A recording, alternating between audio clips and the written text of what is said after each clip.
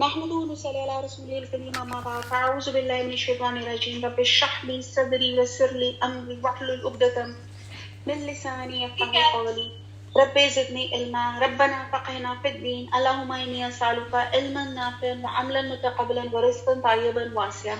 السلام علیکم ورحمۃ اللہ وبرکاتہ.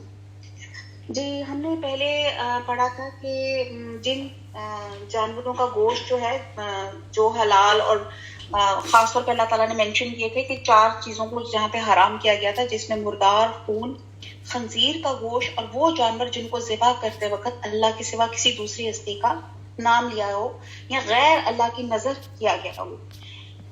لیکن اس میں کچھ ایگزمپٹڈ اللہ تعالیٰ نے کچھ رخصتیں دی ہیں کہ جب آدمی بھوک سے مرنے لگے اور اس کو کوئی حلال چیز میسر نہ ہو تو وہ 3 شرائط کے ساتھ وہ حرام چیز کھا سکتا ہے. نمبر 1، آدمی بالکل بے بس اور مجبور ہو. نمبر 2، باغی اور نافرمان بن کر نہ کھائے. اور نمبر 3، کھانے میں زیادتی نہ کرے اور بقدر ضرورت استعمال کرے، یعنی کہ جتنی اللہ تعالیٰ نے اس کی زندگی بچانے کے لیے جتنی چیز چاہیے وہ اسی حساب سے اتنا ہی اس کو کرے. چلے جی آگے. اس کے بعد ہم لوگوں کی ربع ہو چکا تھا اور ہماری آیت نمبر 76 تک ہو چکا ہوا تھا. آیت نمبر 177 ہے. آیت نمبر 177.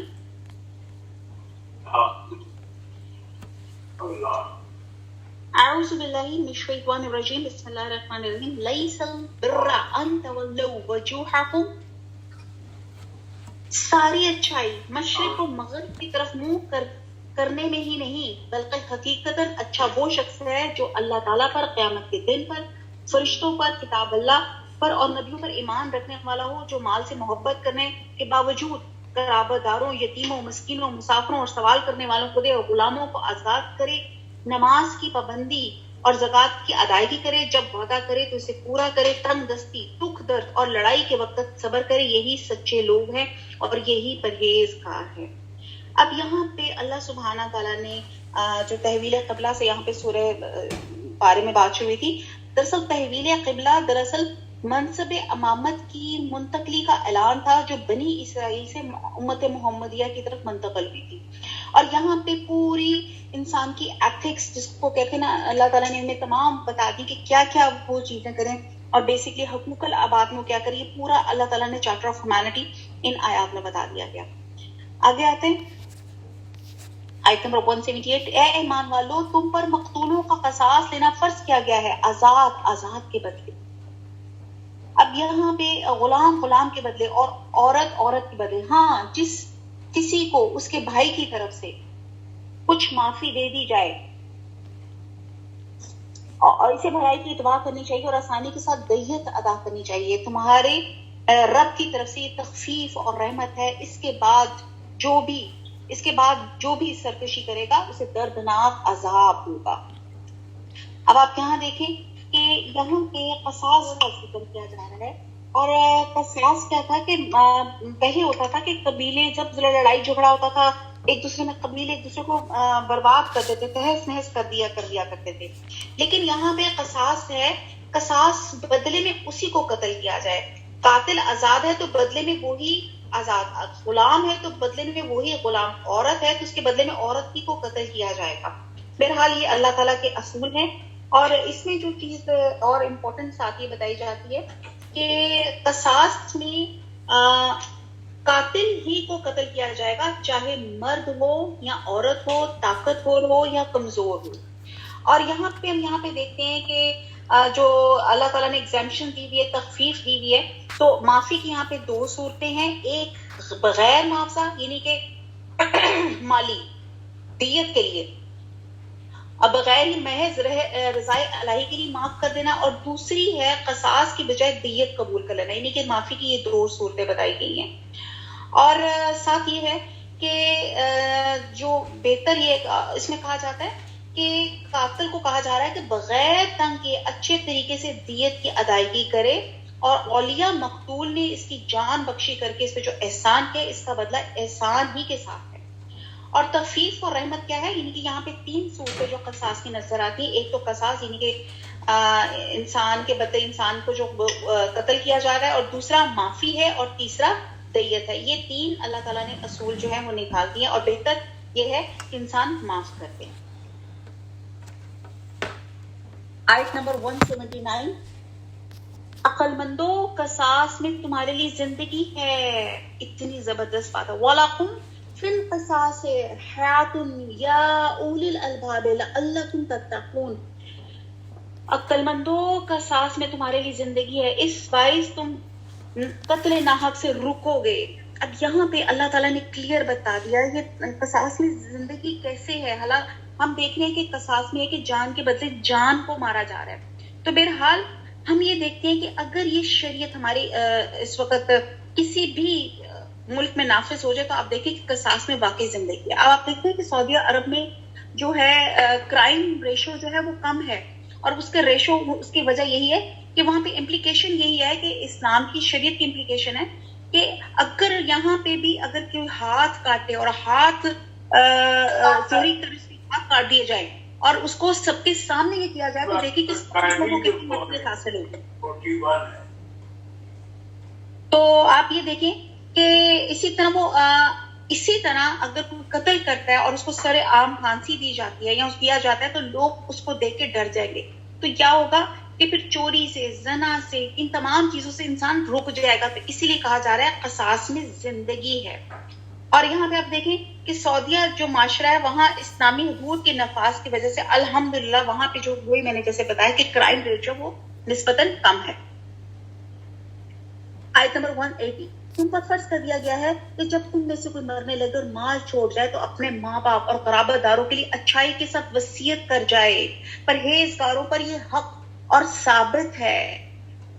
اب یہ دیکھیے کہ اللہ تعالیٰ نے ایک چیز کلیئر بتا دی ہے. آیت نمبر 181، اب جو شخص اسے سننے کے بعد بدل دے اس کا گناہ بدلنے والے پر ہی ہوگا. واقعی اللہ تعالیٰ سننے والا جاننے والا. ہاں، جو شخص وصیت کرنے والے کی جانبداری یا گناہ کی وصیت کر دینے سے ڈرے بس وہ ان میں آپس میں صلح کرا دے تو اس پہ گناہ نہیں. اللہ تعالیٰ بخشنے والا مہربان ہے.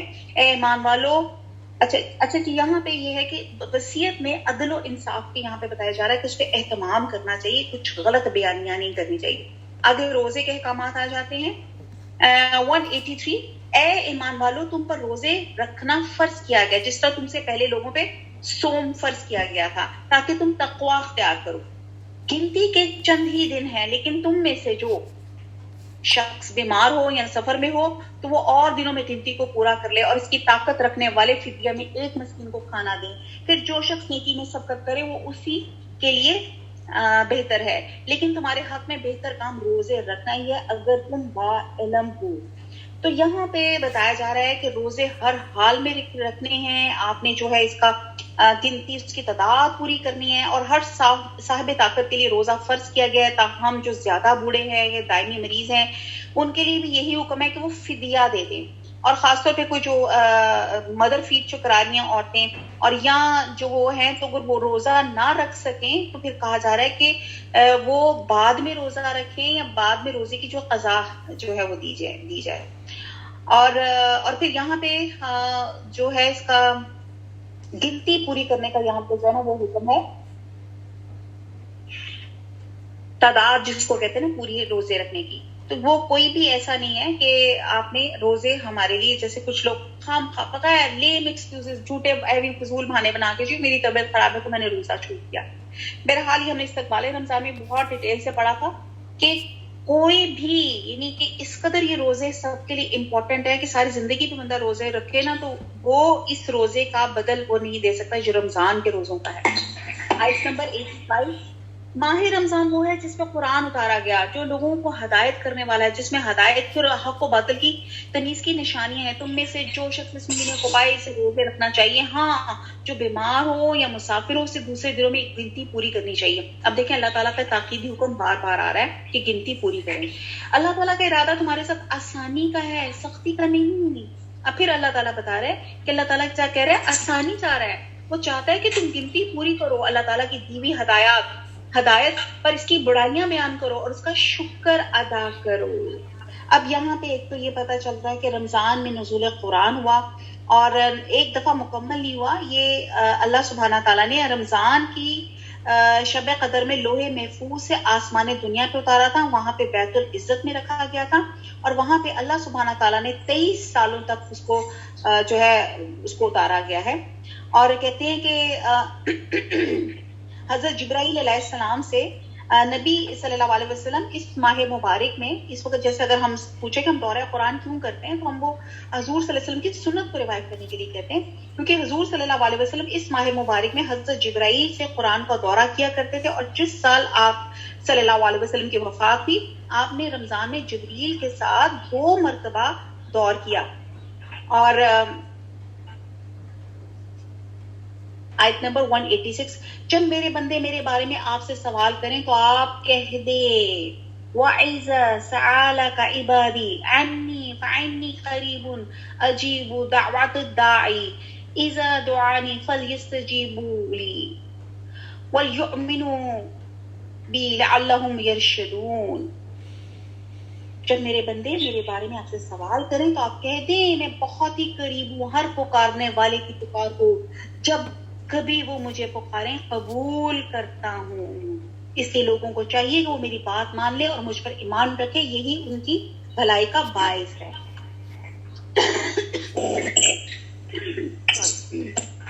اب یہاں پہ اللہ تعالیٰ فرما رہے ہیں یہاں پہ کیا کرتے ہیں باتوں کا شور بتائی جا رہی ہے. آپ یہ دیکھیں کہ آپ اللہ سے جب دعا کرتے ہیں تو وہ تھوڑا عبادت کی حالت میں ہوتا ہے. آپ ذرا سوچیں کہ آپ دعا مانگ رہے ہیں, آپ کیا مانگ رہے ہیں؟ اپنے لیے مانگ رہے ہیں. اور اللہ تعالیٰ کیا کہہ رہے ہیں؟ اسے عبادت کر رہا ہے کہہ رہا ہے. اور کیا کر رہے ہیں؟ اور آپ اپنی دعاؤں کو اگر آپ غور کریں تو ہم کیا کہ اللہ تعالیٰ مجھے یہ دے دے, وہ دے دے, یہ گھر دے دے, یہ چیز دے دے, وہ زیور دے دے, میرے بچے کو فلاں اسکول میں. آپ دعائیں اللہ سے مانگ رہے ہیں. اللہ تعالیٰ کیا کہہ رہے ہیں؟ دعا کیا ہے؟ عبادت ہے. اور آپ یہ دیکھیں کہ آج دنیا میں ہم کسی انسان سے کوئی چیز مانگیں تو آپ دیکھیں کہ اس کے دل میں آپ کی قدر جو اگر تھوڑی بہت ہی ہوگی, اور جب آپ نے کچھ اسے مانگا ہوگا تو وہ قدر بھی نکل جائے گی. اور اس کے برعکس اللہ تعالیٰ کی قدردانی دیکھیں, آپ مانگ رہے ہیں, ہاتھ اٹھا رہے ہیں اور وہ آپ کے لیے کیا لکھ رہا ہے؟ اجر لکھتا جا رہا ہے. اور وہ خوش ہو رہا ہے کہ میرا بندہ مجھ سے مانگ رہا ہے. اور اللہ تعالیٰ کہتے ہیں کہ میں اس کے شاہرخ سے بھی زیادہ قریب ہوں, یعنی کہ آپ کو مانگنے اللہ تعالیٰ کہتے ہیں میں انشاءاللہ تعالیٰ عطا کروں گا. اور وہی بات ہے کہ دعا کے بھی 3 درجے ہیں, جیسے ہم اکثر رکھتے رہتے ہیں کہ ایک تو اللہ تعالیٰ وہ دعا فوراً قبول کر لیتے ہیں. دوسرے درجے میں یہ ہے کہ اللہ تعالیٰ اس دعا کے بجائے اللہ تعالیٰ آپ کے اوپر کوئی آفت پریشانی یا کوئی اور نعمت سے آپ کو نواز دیتے ہیں. اور تیسرا درجہ یہ ہے کہ آخرت میں جو دعائیں آپ نے کی ہوں گی اس کا درجہ آخرت میں رکھا جائے گا. اور جب انسانوں کو پتہ چلے کہ وہ آخرت میں ان دعاؤں کا کیا درجہ ہے تو دنیا میں ہر شخص یہ دعا مانگے گا کہ اللہ تعالیٰ میری اس دنیا میں کوئی دعا قبول نہ ہو, کیونکہ آخرت میں جو دعائیں قبول نہیں ہوں گی ان کا جب وہ اجر وہاں پہ اور اس کا ثواب وہاں پہ وہ دیکھیں گے. آیت نمبر 187, روزے کی راتوں میں اپنی بیویوں سے ملنا تمہارے لیے حلال کیا گیا, وہ تمہارا لباس ہے اور تم ان کا لباس ہو. ہن لباس لکم وانتم لباس لہن, تمہاری پوشیدہ خیانتوں کا اللہ تعالیٰ کو علم ہے, اس نے تمہاری توبہ قبول فرما کے تم سے درگزر فرمایا. اب تمہیں ان سے مباشرت کی اور اللہ تعالیٰ کی لکھی ہوئی چیز کو تلاش کرنے کی اجازت ہے. تم کھاتے پیتے رہو یہاں تک کہ صبح کا سفید دھاگا سیاہ دھاگے سے ظاہر ہو جائے, پھر رات تک روزے کو پورا کرو اور عورتوں سے اس وقت مباشرت نہ کرو جبکہ تم مسجدوں میں اعتکاف میں ہو. یہ اللہ تعالیٰ کی حدود ہے, تم ان کے قریب بھی نہ جاؤ. اس طرح اللہ تعالیٰ اپنی آیتیں لوگوں کے لیے بیان فرماتا ہے تاکہ وہ بچیں. ایکچولی جب ابتدائی اسلام میں ہوا یہ تھا کہ روزہ افطار کرنے کے بعد عشاء کی نماز یا سونے تک یا کھانے پینے تک بیوی سے مباشرت کی اجازت نہیں تھی. اور بہرحال یہ ایک بڑی سخت پابندی تھی, اور جس سے پھر یہ جب اللہ سبحانہ تعالیٰ نے یہ آپ کا جب اصول نکال دیا تو پھر یہ اللہ تعالیٰ نے یہ پابندیاں اٹھا لی اور افطار سے لے کر صبح صادق تک کھانے پینے اور بیوی سے مباشرت کی اللہ سبحانہ تعالیٰ نے اجازت دے دی. اور اسے ایک مسئلہ یہ بھی معلوم ہوتا ہے کہ حالت جنابت میں روزہ رکھا جا سکتا ہے کیونکہ فجر تک اللہ تعالیٰ نے مذکورہ امور کی اجازت دی ہے. بہرحال آپ جو ہے اس کو پاک صاف ہو کے اپنے روزے کو کنٹینیو کر سکتے ہیں. اب یہاں پہ بڑی خوبصورت جو ایک آیت نکلی کہ لباس لکم وانتم لباس لہن، لباس کہ میاں بیوی ایک دوسرے کا لباس ہے. تو یہاں پہ اللہ سبحانہ تعالیٰ نے اتنی خوبصورت سمائل اور میٹافورز استعمال کر کے ہمیں کہتے ہیں کسی طرح ان لوگوں کو سمجھ آ جائے کہ میاں بیوی کا رشتہ کس قدر امپورٹنٹ ہے. میں اکثر کہتی ہوں اس دنیا کی شروعات اس پاکیزہ رشتے سے ہوئی. میاں بیوی پہلے بنے، ماں باپ بہن بھائی باقی رشتے سب بعد میں. تو اسی لیے اس رشتے کی بہت زیادہ امپورٹنس ہے. تو اللہ تعالیٰ نے اس آیت میں اس کی امپورٹنس بتائی کہ یہ شوہر اور بیوی جو ہے ایک دوسرے کا لباس ہے. ہم دیکھتے ہیں کہ لباس ان کا ہوتا کیا ہے، اور آپ یہ دیکھیں کہ لباس سب سے پہلے تو انسان کی قابل شرم حصوں کو ڈھانپتا ہے. تو شوہر اور بیوی چونکہ ایک دوسرے کے بہت قریب ہوتے ہیں، ایک دوسرے کو جانتے ہیں، اس لیے ایک دوسرے کی پردہ پوشی کرنا ان کا فرض ہے. اور وہ ایک دوسرے کے عیب جو ہے وہ تیسرے کے سامنے لا کے نہیں کھڑے کرتے، ایک دوسرے کی کمزوریوں کو کہیں اور جا کے نہیں اچھالتے، اپنے معاملات میں دوسروں کو دخل اندازی نہیں دیتے. یعنی کہ آپ سوچیں کہ اتنا زیادہ ہے کہ آپ کی جو اپنی پریویسی کی جو لمٹ ہے وہ آپ نے باہر کہیں اور جو ہے اس چیز کو اپنے بیان نہیں کرنا. تو پھر دوسرا اور بھی بہت کچھ یہ ہے، وہ ایک دوسرے کی عیب یعنی کہ عیب آپ نے کسی کے سامنے نہیں رکھنے. پھر ہم یہ دیکھتے ہیں کہ لباس جو ہے انسان کی عزت اور وقار کا ذریعہ ہے. اسی طرح شادی کے بعد شوہر یا بیوی ایک دوسرے کی عزت ہے. اگر انسان اپنی عزت کو خود تار کرنے لگے، یعنی کہ شوہر بیوی کے خلاف، بیوی شوہر کے خلاف ہر جگہ باتیں کرے، تو وہ کسی اور کو نقصان نہیں دے رہے بلکہ ایک دوسرے کو نقصان دے رہے ہیں، اپنی ذات کو دے رہے ہیں.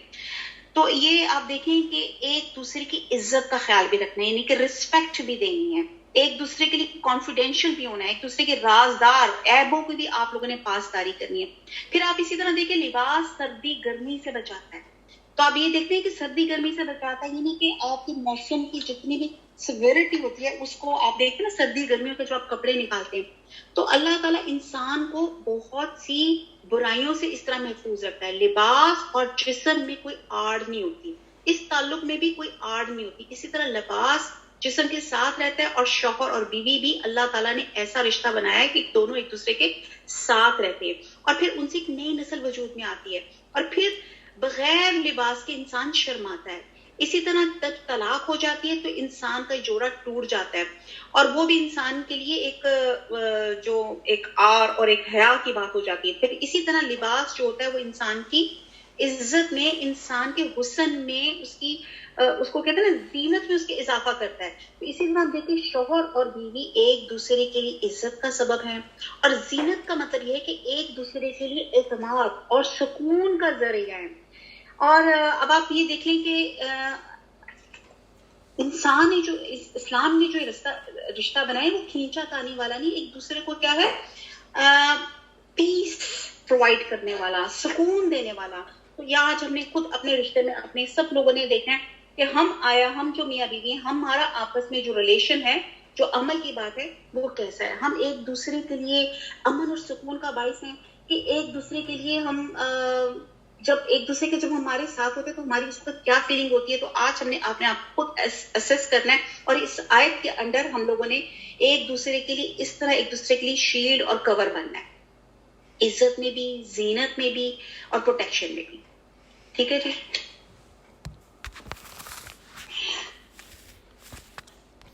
آگے چلتے ہیں. ایکچولی دورہ قرآن کی زیادہ مزید ڈیٹیل سے بیان نہیں کر سکتے.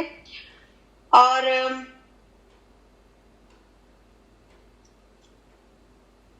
آیت نمبر 188، اور ایک دوسرے کا مال ناحق نہ کھایا کرو، نہ حاکموں کو رشوت پہنچا کے کسی کا کچھ مال ظلم و ستم سے اپنا کر لیا کرو، حالانکہ تم جانتے ہو لوگ آپ سے چاند کے بارے میں سوال کرتے ہیں. آپ کہہ دیجیے یہ لوگوں کی عبادت کے وقت اور حج کے موسم کے لیے ہے، اور احرام کی حالت میں اور گھروں کے پیچھے سے تمہارا آنا کچھ نیکی نہیں، بلکہ نیکی والا وہ ہے جو متقی ہو. اور گھروں میں تو دروازے میں سے آیا کرو اور اللہ سے ڈرتے رہو تاکہ تم کامیاب ہو جاؤ.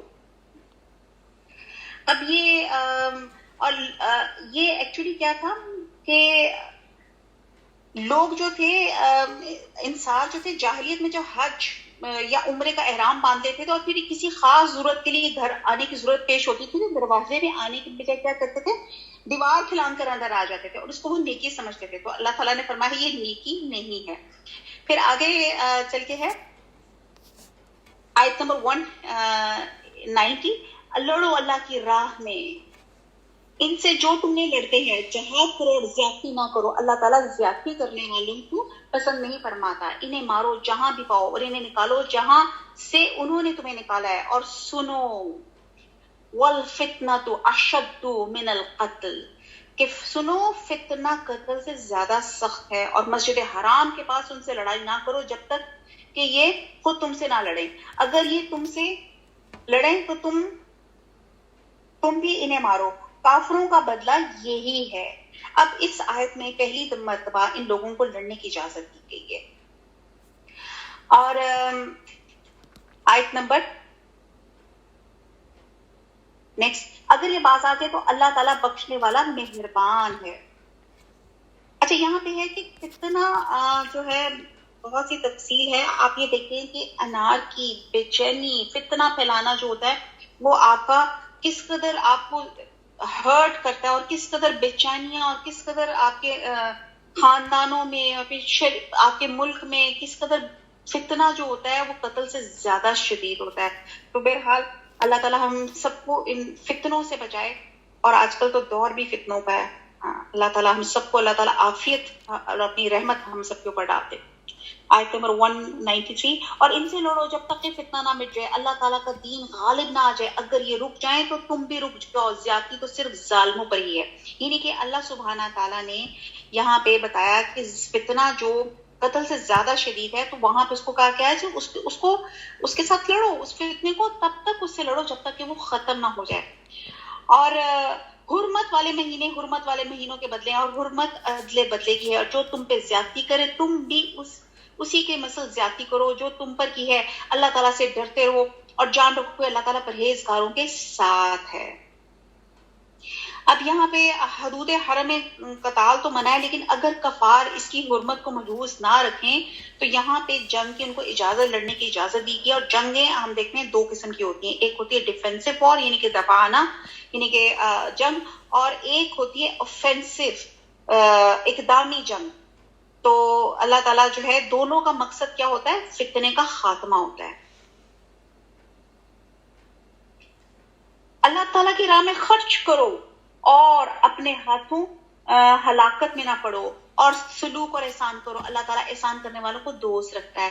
حج اور عمرے کو اللہ تعالیٰ کے لیے پورا کرو، ہاں اگر تم روک لیے جاؤ تو جو قربانی میسر اسے کر ڈالو، اپنا سر نہ منڈواؤ جب تک کہ قربان گاہ تک نہ پہنچے، البتہ تم میں سے جو بیمار ہے یا اس کے سر میں کوئی تکلیف ہو اور جس کی وجہ سے سر منڈوا لے تو اس پہ فدیہ ہے، خواہ روزے رکھے، خواہ صدقہ دے، خواہ قربانی کرے۔ بس جب تم امن کی حالت میں ہو جاؤ تو جو شخص عمرے سے لے کے حج تک تمتع کرے، پس اسے جو قربانی میسر اسے کر ڈالے، جسے طاقت ہی نہ ہو وہ 3 روزے تو حج کے دنوں میں رکھے اور 7 واپسی پہ، یہ پورے 10 ہو گئے۔ یہ حکم ان کے لیے ہے جو مسجد حرام کے رہنے والے نہ ہو۔ لوگوں اللہ سے ڈرتے رہو اور جان لو اللہ تعالیٰ سخت عذابوں والا ہے۔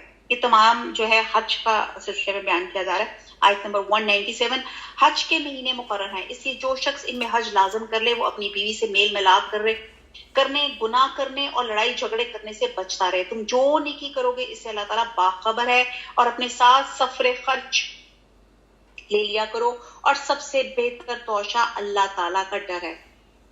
وَتَزَوَّدُوا فَإِنَّ خَيْرَ الزَّادِ التَّقْوَىٰ، اور اے عقل مندو مجھ سے ڈرتے رہا کرو، یعنی کہ سب سے بہترین زاد سفر کیا ہے، اللہ کا ڈر، اللہ کا خوف۔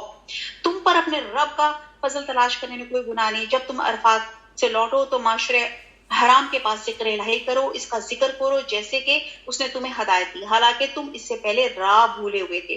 پھر تم اس جگہ سے لوٹو جس جگہ سے سب لوگ لوٹتے ہیں، اللہ تعالیٰ سے طلب بخشش کرتے رہو، یقیناً اللہ تعالیٰ بخشنے والا مہربان ہے۔ اور پھر جب تم ارکان حج ادا کر چکو تو اللہ تعالیٰ کا ذکر کرو جس طرح تم اپنے باپ دادوں کا ذکر کیا کرتے تھے، بلکہ اس سے بھی زیادہ۔ بعض لوگ وہ بھی ہیں جو کہتے ہیں کہ اے ہمارے رب ہمیں دنیا میں دے، ایسے لوگوں کا آخرت میں کوئی حصہ نہیں۔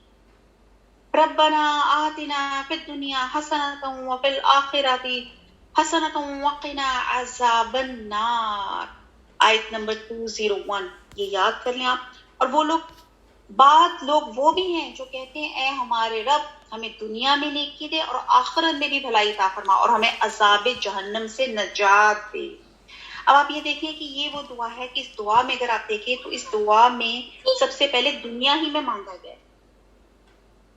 کیا کہا گیا ہے کہ اے اللہ تعالیٰ دنیا کا اعمال خیر کی توفیق دے، یعنی کہ نیکی کی ہم اللہ تعالیٰ ہمیں طلبگار بنائے، اور دنیا کا مال اسباب بھی اس طریقے سے دے کہ وہ ہمارے لیے بھلائی میں ثابت ہو جائیں. اور نبی صلی اللہ علیہ وسلم کثرت سے دعا پڑھتے تھے، یہ جو ربنا آتنا فی الدنیا، اور طواف کے دوران جیسے لوگ ہر چکر میں ایک الگ الگ دعائیں پڑھتے ہیں جو خود ساختہ ہوتی ہیں، تو ان کے بجائے طواف کے وقت یہ دعا پڑھتے تھے ربنا آتنا فی الدنیا، اور اللہ تعالیٰ اس دنیا میں ایسے کام کرا لے کہ آخرت میں ہمارے لیے وہ ہمارے لیے فیض یاب ہو جائیں. وہ کہتے ہیں نا دنیا آخرت کی کھیتی ہے، تو دنیا میں ہی ایسے کام ہو جائیں کہ ہماری آخرت آگے سنور جائے.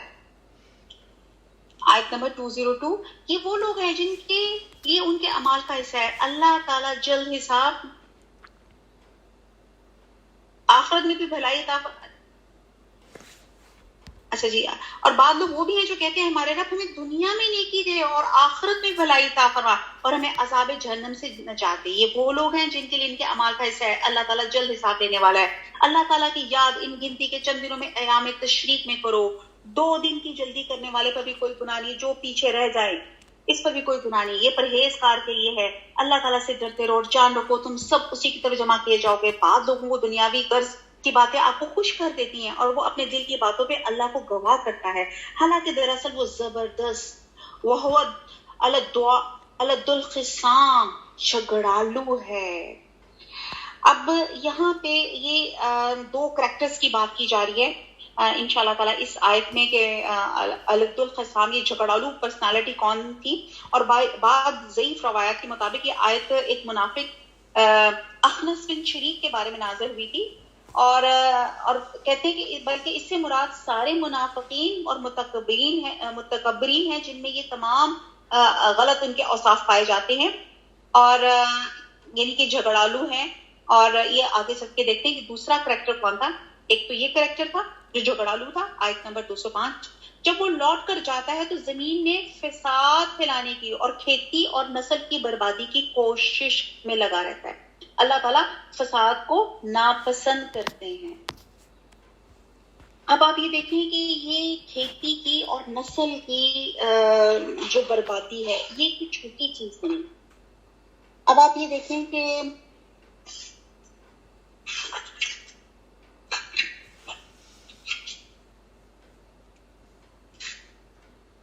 آپ یہ دیکھیں کہ جو ہمارے کھیت ہیں، یعنی کہ اگر ہم کھیت کی اگر بات کی جائے تو کھیتی اور نسل کا ہلاک کرنا، آپ دیکھیں کہ ترقی یافتہ ممالک میں اگر ایک بلی بھی زخمی ہو جاتی ہے، میں وہ پڑھ رہی تھی کہ وہ پرندہ بیچارہ کو پھنس گیا تو جہاز بلا لیا، اس پرندے کو انہوں نے پکڑ کے اس کو نکالا.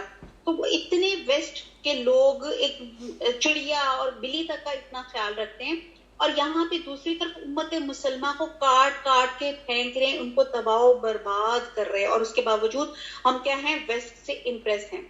اب ایکچولی انہوں نے یہ کیا ہے، جیسے بھی میں صرف کھیتی کی اگر میں بات کروں تو آپ یہ دیکھیں کہ اس قدر زہریلی کھادیں تیار کر لی گئی ہیں جن کے استعمال سے فصلوں کو وقتی طور پہ تو بڑا فائدہ ہوتا ہے، لیکن زمین کے اندر کیڑوں مکوڑوں کو ختم کر دیتا ہے. حالانکہ آپ یہ دیکھیں، وہ کہتے ہیں نا، وہ بڑے بڑے سلوگنز بنے ہیں، سنڈی کرو تباہ، اور یہ تو آپ دیکھیں کہ اللہ تعالیٰ نے کوئی چیز بے وقت نہیں پیدا کی. یہ جو کیڑے ہیں نا، جس کو اللہ تعالیٰ، جس کو ہم کہتے ہیں بڑے مجھے برے لگتے ہیں، تو یہ زمین کے جو کیڑے ہوتے ہیں وہ کیا کرتے ہیں، یہ زمین کو نرم کرنے کا کام کرتے ہیں. اور کیونکہ جب وہ زمین نرم کرتے ہیں، جس سے پودوں کی جڑیں جو ہوتی ہیں خوب اندر تک جاتی ہیں، بلکہ پانی جو ہے زیادہ اندر جذب ہوتا ہے جتنی وہ نرم زمین ہوتی ہے. اور پھر آپ یہ دیکھیں اتنے وہ صحت مند جو ہوتے ہیں وہ ہو جاتی ہیں فصلیں، اور ان کے روٹ اسٹرانگ ہو جاتی ہیں. اور جب یہ بہت زیادہ زہریلی دوائیوں کا استعمال کیا جائے تو پھر کیا ہوتا ہے، لائف سائیکل ڈسٹرب ہو جاتا ہے. یعنی کہ اب وہ آپ نے ان کیڑوں کو مارنے کے لیے جب دوا آپ نے استعمال کی تو بہت سی کیڑے مکوڑے مر گئے. اب جو کیڑے مکوڑے مر گئے تو ان کا وہ جو کام تھا جس سے وہ زمین نرم کرتے تھے اور اس میں آکسیجن زیادہ چلی جاتی تھی، جذب ہو جاتی تھی، وہ کام ختم ہو گیا. اب ان کیڑے مکوڑوں کو کھانے کے لیے جو پرندے تھے، جو ان کیڑوں کو کھاتے تھے, اب وہ کیڑے ختم ہوئے اور وہ پھر جو پرندے ان کو کھاتے تھے ان کی نسلیں ختم ہو گئی, اور پھر اس کے بعد ایک لائف سائیکل, اب وہ جب وہ پرندے ختم ہوئے آگے سے جو ان پرندوں کو کھاتے تھے وہ ایک نسل ختم ہوگی, تو ایک پراپر ایک لائف سائیکل بن جاتا ہے جو ڈسٹرب ہو جاتا ہے. تو آپ یہ دیکھیں کہ اب کیا ہو رہا ہے کہ اب ہم لوگ ان سلوگن سے بڑے ہوتے ہیں کہ جو بڑی اچھی پیسٹیسائڈ اور یہ بڑے اچھے فرٹیلائزر بن رہے ہیں, اور اس میں کہتے ہیں کہ ایک سال تو بڑی زبردست فصل اگتی ہے اور انسان بڑی کمائی کرتا ہے, لیکن آئندہ سال وہ فصل جو ہوتی ہے وہ بیج نہیں بنا سکتی, جو پھل سے پیدا ہوتا ہے اس کے اندر بیج ہی نہیں ہوتا, اور ہم بڑے خوشی خوشی کہتے ہیں میں نے آج ایسا پھل کھایا وہ سیڈ لیس تھا, یعنی کہ ہمیں کتنا برا لگتا ہے یار ایسا, اتنے ہم لوگ سست اور کاہل ہو چکے ہیں کہ یار کو بس ایسی چیز ملے کہ ہمیں سیڈ بھی نہ نکالنا پڑے. لیکن آپ یہ دیکھتے ہیں کہ جب وہ سیڈ ہی ختم ہو گیا تو پھر آپ نے کیا کرنا ہے, آپ کو ایک ہر سال نیا بیج خریدنے کی ضرورت ہوتی ہے. لیکن اللہ سبحانہ تعالیٰ نے تو اپنا کاروبار ایسے بنایا ہوا تھا نا, جو یہ فرٹیلائزیشن کا, ونڈ پالینیشن, کراس پالینیشن, اور یہ جو واٹر ڈسپرسل سے جس طرح اللہ تعالیٰ پالینیشن کرتے تھے, یہ سب بیج جو تھے انہی سے دوبارہ پودے اگ جاتے تھے. لیکن اب یہ جو ہماری فرٹیلائزر یہ سب چیزیں ہیں, یہ ان سب چیزوں نے ہمارے بیج ختم کر دیے, ہماری زمین کی فرٹیلٹی ختم کر دی, تو کیا ہوگی, کھیتی برباد ہو گئی. اور آپ یہ دیکھیں کہ اب آپ کی زمینیں خالی پڑی ہیں, آپ کے پاس بیج نہیں ہے, کیونکہ بیج بننے کا عمل اور پروسیس ختم ہو چکا ہے. تو یہ تمام کیا ہے, کھیتوں کا ہلاکت میں ہے. تو ابھی اس کے ساتھ آپ دیکھیں نسلوں کی ہلاکت بھی آپ ساتھ ساتھ دیکھ لیں کہ پیچھے کیا ہوا. ہم نے دیکھا کہ کیڑے مکوڑے مارے گئے, مکوڑے مارے گئے تو پھر لائف سائیکل ڈسٹرب ہوا, پھر جانوروں کی نسلیں ڈسٹرب ہوئی, پرندوں کی نسلیں ڈسٹرب ہوئی, پھر انسانی نسل جو ہے وہ بھی ڈسٹرب ہو رہی ہے. کیسے وہ سلوگنز بنے نا, 2 بچے خوشحال گھرانہ, اور پھر اسی طرح جو پریکاشنز جو آپ کو فیملی پلاننگ کے بہت زیادہ مل جاتے ہیں, تو آپ دیکھتے ہیں کہ بڑا کہتے ہیں اور بڑا خوش ہوتے ہیں کہ بھی ہمارے تو بچے بڑے کم ہیں, یا ہمیں شرم محسوس ہوتی ہے کہ اگر ہمارے زیادہ بچے ہوں. تو آپ دیکھیں کہ ویسٹ میں کیا ہے, وہ لوگ انکریج کرتے ہیں, وہ آپ کو اس کا ہر بچے کے پیدا ہونے پہ اس کو ایک پراپر اس کو فنڈ دیتے ہیں تاکہ بچے لوگ خوشی سے بچے پیدا کریں. اور یہاں ہمارے زیادہ بچے ہو جائے تو بڑی شرمندگی سی محسوس ہوتی ہے, ہاں بڑی شرمندگی ہو رہی ہے. جیسے میری نانی جان کے 10 امی والا لوگ 10 بہن بھائی تھے, تو 10 بہن بھائی تھے. اب آپ دیکھ لیں, اب ایوریج کسی سے پوچھ لیں تو جی 2 بچے ہیں 3 بچے ہیں, کسی سے پوچھیں تو جی ہم لوگ تو ابھی کر ہی نہیں ہیں, ابھی تو مجھے جسٹ انجوائنگ. تو وہ ہم لوگوں نے ایک فیملی پلاننگ کی یہ ایک نیگیٹو پروپیگنڈا ہے, اور اس کو اتنا خوشنما بنا دیا گیا کہ انسانیت کی ویسٹ نے ہلاکت کا ایک ایجنڈا تیار کر دیا. بہرحال بڑا کچھ ہے. تو بہرحال بات ہو رہی تھی نسل اور کھیتی کی تباہ, اور یہ اس طرح جو ہے نسل اور ایک کھیتی کو تباہ کیا جا رہا ہے, اور ہم لوگوں کو پتہ بھی نہیں چل رہا کہ یہ کیا چیزیں ہو رہی ہیں.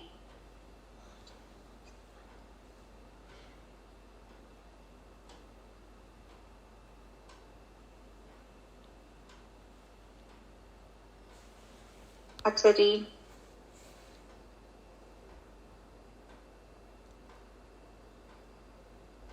یہ بس جہنم ہی ہے, یقیناً وہ بدترین جگہ ہے. بعد لوگ وہ بھی ہیں اللہ تعالیٰ کی رضامندی کی طلب میں اپنی جان تک پیش ڈالتے ہیں.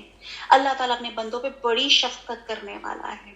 اب جیسے میں نے پچھلے کریکٹر بتایا, اب یہ کون سا کریکٹر ہے جی, یہ دوسرا کریکٹر بتایا جو اللہ کی رضامندی کے لیے اپنی جان پیش دیتے ہیں. کہتے ہیں یہ آیت حضرت صہیب رومی کے بارے میں نازل ہوئی.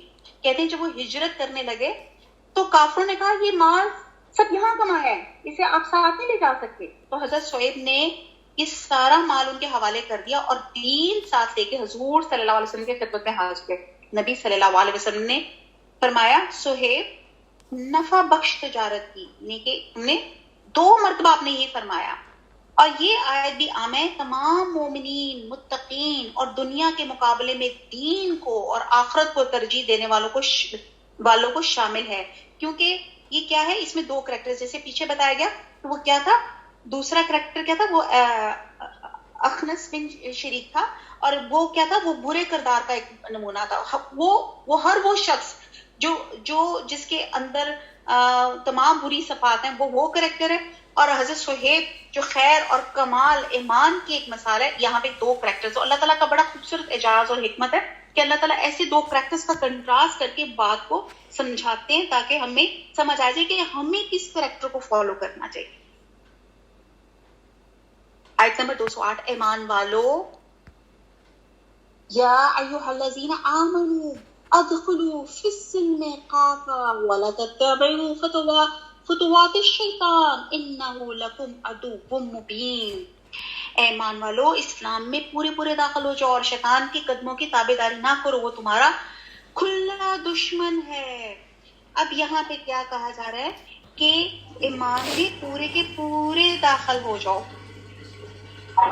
اور اب یہ ایسی ہے، اس کا چھوٹی سی مثال میں ایسے دوں گی کہ جب آپ گاڑی میں بیٹھتے ہیں تو آپ پورے کے پورے بیٹھتے ہیں نا، کہ کبھی ایسے تو نہیں کہ ہاتھ یا پاؤں آپ کے باہر رہ جائے، یا اگر آپ کا ایون آپ کا دوپٹہ یا آپ کی کوئی چیز آپ کی باہر رہ جائے تو باہر جاتے ہوئے کوئی موٹر سائیکل والا دوسری گاڑی میں رکھتے یہ باجی یہ آپ کا دوپٹہ یا آپ کی قمیض اس کو اندر کر لیں، کیوں اگر آپ اس کو اندر نہیں کریں گے تو وہ کیا ہوگا، غبار آلود ہو جائے گی، گندی ہو جائے گی یا پھٹنے کا خطرہ ہوتا ہے. تو یہ ایک چھوٹی سی مثال ہے کہ جب آپ دنیا میں جو کوئی کام کرتے ہیں تو اس کو پورا کرتے ہیں. تو یہاں پہ دین میں کہا ہے کہ پورے کے پورے داخل ہو جاؤ. افسوس کے ساتھ کہنا پڑتا ہے کہ ہم دین کے کچھ ریچولز جو ہمارے لیے آسان ہوتے ہیں ان کو ہم لے لیتے ہیں، اور جن ریچولز کو ہمیں مشکل لگتے ہیں وہ ہم کہتے ہیں یار یہ تو اٹس ویری ڈیفیکلٹ، اللہ بڑا غفور رحیم ہے، چلو کوئی بات نہیں. تو اللہ یہاں پہ کہا جا رہا ہے، تفسیر تو بہت لمبی ہے، کہ پورے کے پورے اسلام میں داخل ہو جاؤ. اور پھر یہاں پہ وارن کیا جا رہا ہے کہ شیطان کے قدموں کی تابعداری نہ کرو، کیونکہ وہ کیا ہے، کلم کلا تمہارا دشمن ہے. آیت نمبر 209. اگر تم باوجود تمہارے پاس دلیل جانے کے بھی پھسل جاؤ تو جان لو اللہ تعالیٰ غلبے والا حکمت والا ہے. کیا لوگوں کو اس بات کا انتظار ہے کہ ان کے پاس خود اللہ تعالیٰ ابر کے سائبانوں میں آ جائے اور فرشتے بھی، اور کام انتہا تک پہنچا دیا جائے؟ اللہ ہی کی طرف تمام کام لوٹائے جاتے ہیں. یہ دیکھیں کہ یہ بسم اللہ الرحمن الرحیم. تو اس آیت میں یہ قیامت کا جیسے منظر بیان کیا گیا کہ کیا یہ قیامت برپا ہونے کا انتظار کر رہے ہیں کہ اللہ تعالیٰ فرشتوں کے جلوس اور بادلوں کے سائے میں ان کے سامنے اور فیصلہ چکائے، تب وہ ایمان لائیں گے. لیکن ایسا اسلام قابل قبول نہیں ہوگا، اور اس لیے کہا جا رہا ہے کہ آج اس وقت مجھے اور آپ کو اس دنیا میں وقت ہے کہ اسلام پہ اور عمل صالح کا ہم اہتمام کر لیں.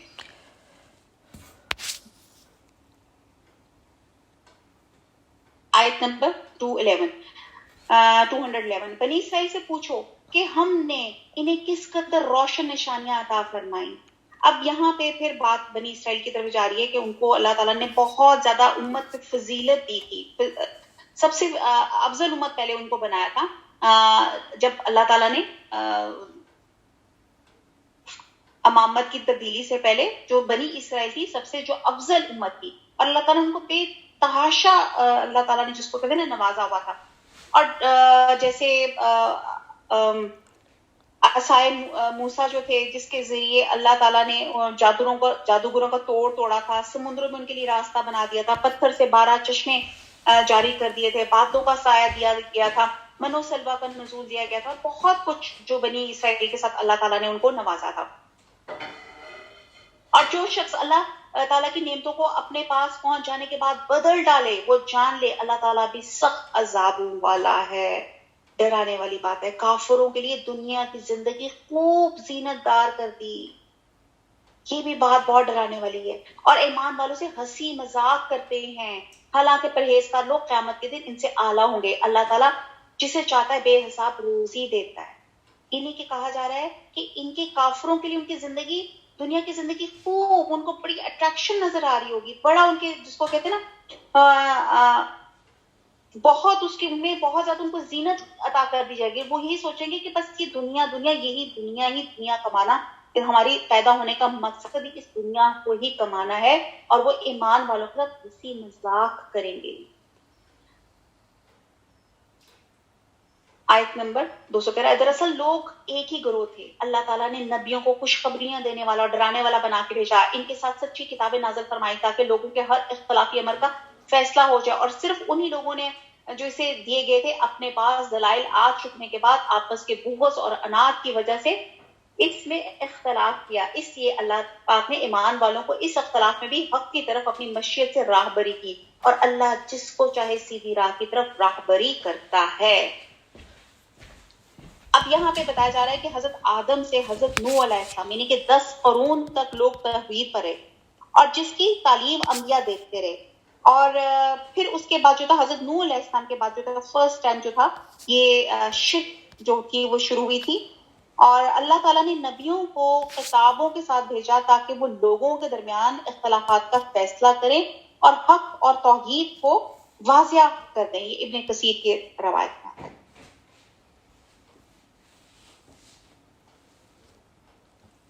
کیا تم یہ گمان کیے بیٹھے ہو کہ جنت میں چلے جاؤ گے حالانکہ اب تک تم پر وہ حالات نہیں آئے کہ تم سے اگلے لوگوں پر آئے تھے, انہیں بیماریوں اور مصیبتیں پہنچی تھی اور یہاں تک کہ جھنجھوڑے گئے تھے.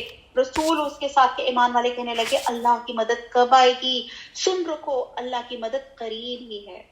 ایکچولی ہجرت مدینہ کے بعد جب مسلمانوں کو یہودیوں, منافقین اور مشرقین مکہ نے بے انتہا ان کو ایذائیں دی, تکلیفیں دی, تو بعد مسلمانوں نے نبی صلی اللہ علیہ وسلم سے شکایت کی, جس پر مسلمانوں کی تسلی کے لیے آیت اتری کہ خود نبی صلی اللہ علیہ وسلم نے فرمایا کہ تم سے پہلے لوگوں کو ان کے سر سے لے کر پیروں تک آرے سے چیرا گیا, لوہے کی کنگھی سے ان کے گوشت کو نوچا گیا, لیکن یہ ظلم اور تشدد ان کو ان کے دین سے نہیں پھیرا گیا.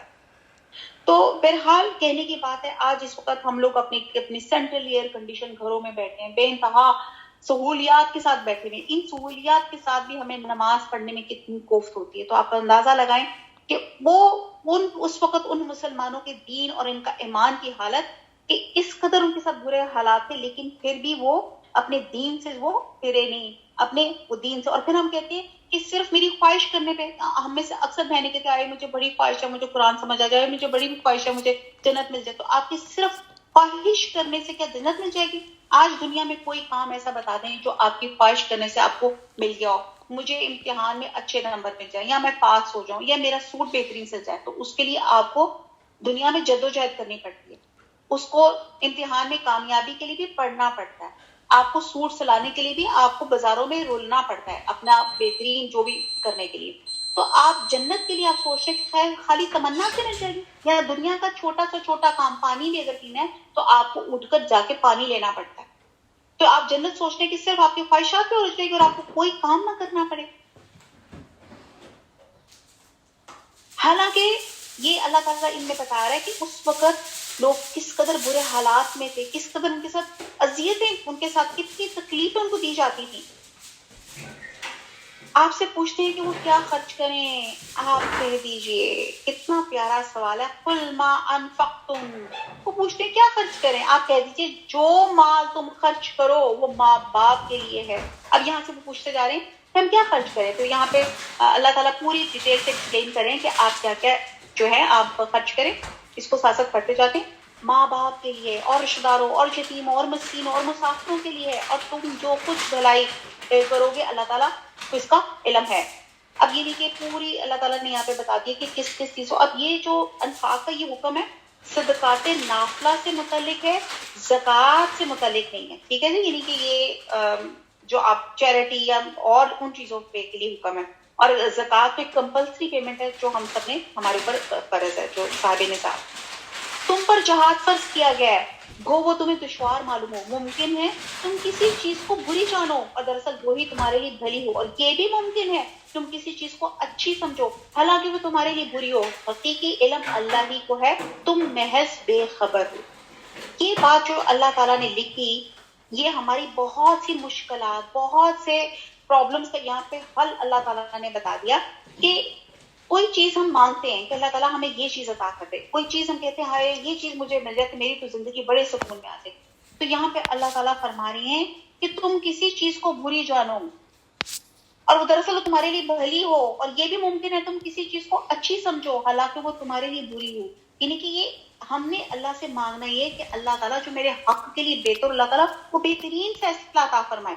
جیسے عموماً رشتے کرنے ہوتے ہیں نا, تو ہم لوگ کہتے ہیں کہ اللہ تعالیٰ ہے فلانی جگہ میرا رشتہ ہوتا ہے, یا فلانی جگہ میرے بچے یا بچی کا رشتہ ہوتا ہے. آپ یہ دعا مانگے اللہ تعالیٰ جو بہتری ہو دونوں فیملیز کے لیے, وہ اللہ تعالیٰ وہ فیصلہ کر دے. کہ آپ نہیں جان سکتے کہ وہ کیا بہترین فیصلہ ہے جو اللہ تعالیٰ کریں گے. لوگ آپ سے حرمت والے مہینوں میں لڑائی کی بابت سوال کرتے ہیں. آپ کہہ دیجیے کہ ان میں لڑائی کرنا بڑا گناہ ہے, لیکن اللہ کی راہ سے روکنا, اس کے ساتھ کفر کرنا اور مسجد حرام سے روکنا اور وہاں کے رہنے والوں کو وہاں سے نکالنا اللہ کے نزدیک اس سے بھی بڑا گناہ ہے. یہ فتنہ قتل سے بھی بڑا گناہ ہے. یہ لوگ تم سے لڑائی بھڑائی کرتے رہیں گے یہاں تک کہ اگر ان سے ہو سکے تو تمہارے دین سے مرتد کر دیں گے، اور تم میں سے جو لوگ اپنے دین سے پلٹ جائیں اور اسی کفر کی حالت میں مرے، ان کے اعمال دنیاوی اور اوپروی سب غارت ہو جائیں گے، یہ لوگ جہنمی ہوں گے اور ہمیشہ ہمیشہ جہنم میں رہیں گے۔ اب یہ حرمت والے مہینے رجب، ذی القعد، ذی الحج اور محرم، یہ 4 مہینے زمانہ جاہلیت میں بھی حرمت والے سمجھے جاتے تھے، اور اس میں لڑائی جھگڑا کرنا اور قتل کرنا جو تھا ناپسندیدہ تھا۔ تو اب یہاں پہ بتایا جا رہا ہے کہ یہ اللہ کے راستے میں مسجد حرام کو جو لوگوں کو مسجد میں جانے سے روکتے ہیں اور کہتے ہیں کہ یہ بھی بہت بڑا گناہ ہے۔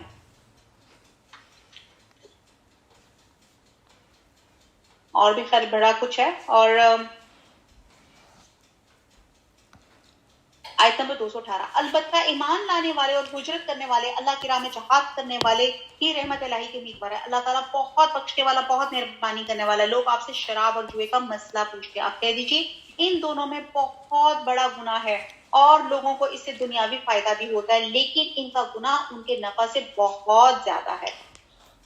اب یہاں پہ پھر وہی بات آ رہی ہے کہ شراب جو لوگ پیتے ہیں وہ کہتے ہیں وقتی طور پہ ذرا چستی یا کچھ آ جاتی ہے، تو بہرحال اسی طرح نیٹ اور یہ اور جتنی ماڈرن انوویشنز ہیں ان کے بھی کچھ نہ کچھ آپ لوگوں کو فوائد نظر آتے ہیں کہ جی یہ دیکھیں نا، اس کا موبائل کا یا شراب کا، یہ تمام چیزوں کا ہے۔ تو آپ یہ دیکھیں کہ بات فوائد بیان کر کے اپنے نفس کو دھوکہ دے لیتے ہیں۔ دھونا یہ چاہیے کہ ہم نے یہ دیکھنا چاہیے کہ ہم نے فائدوں کا اور نقصانات کا ان کا آپس میں مقابلہ کرنا چاہیے، اور دیکھنا چاہیے کہ خاص طور پہ دین، ایمان اور اخلاق اور کردار کے لحاظ سے اور دینی نقطہ نظر سے نقصانات اور مفاسد زیادہ ہیں، تو تھوڑی سی دنیاوی فائدوں کے خاطر سے جائز ہم قرار نہیں دے سکتے کہ بھی یہ شراب سے کچھ چستی ہو جاتی ہے تو شاید یہ آپ کے لیے بہتر ہے۔ بہرحال جو حرام ہے وہ حرام ہے، السلام علیکم۔ زیادہ بھی حرام ہے۔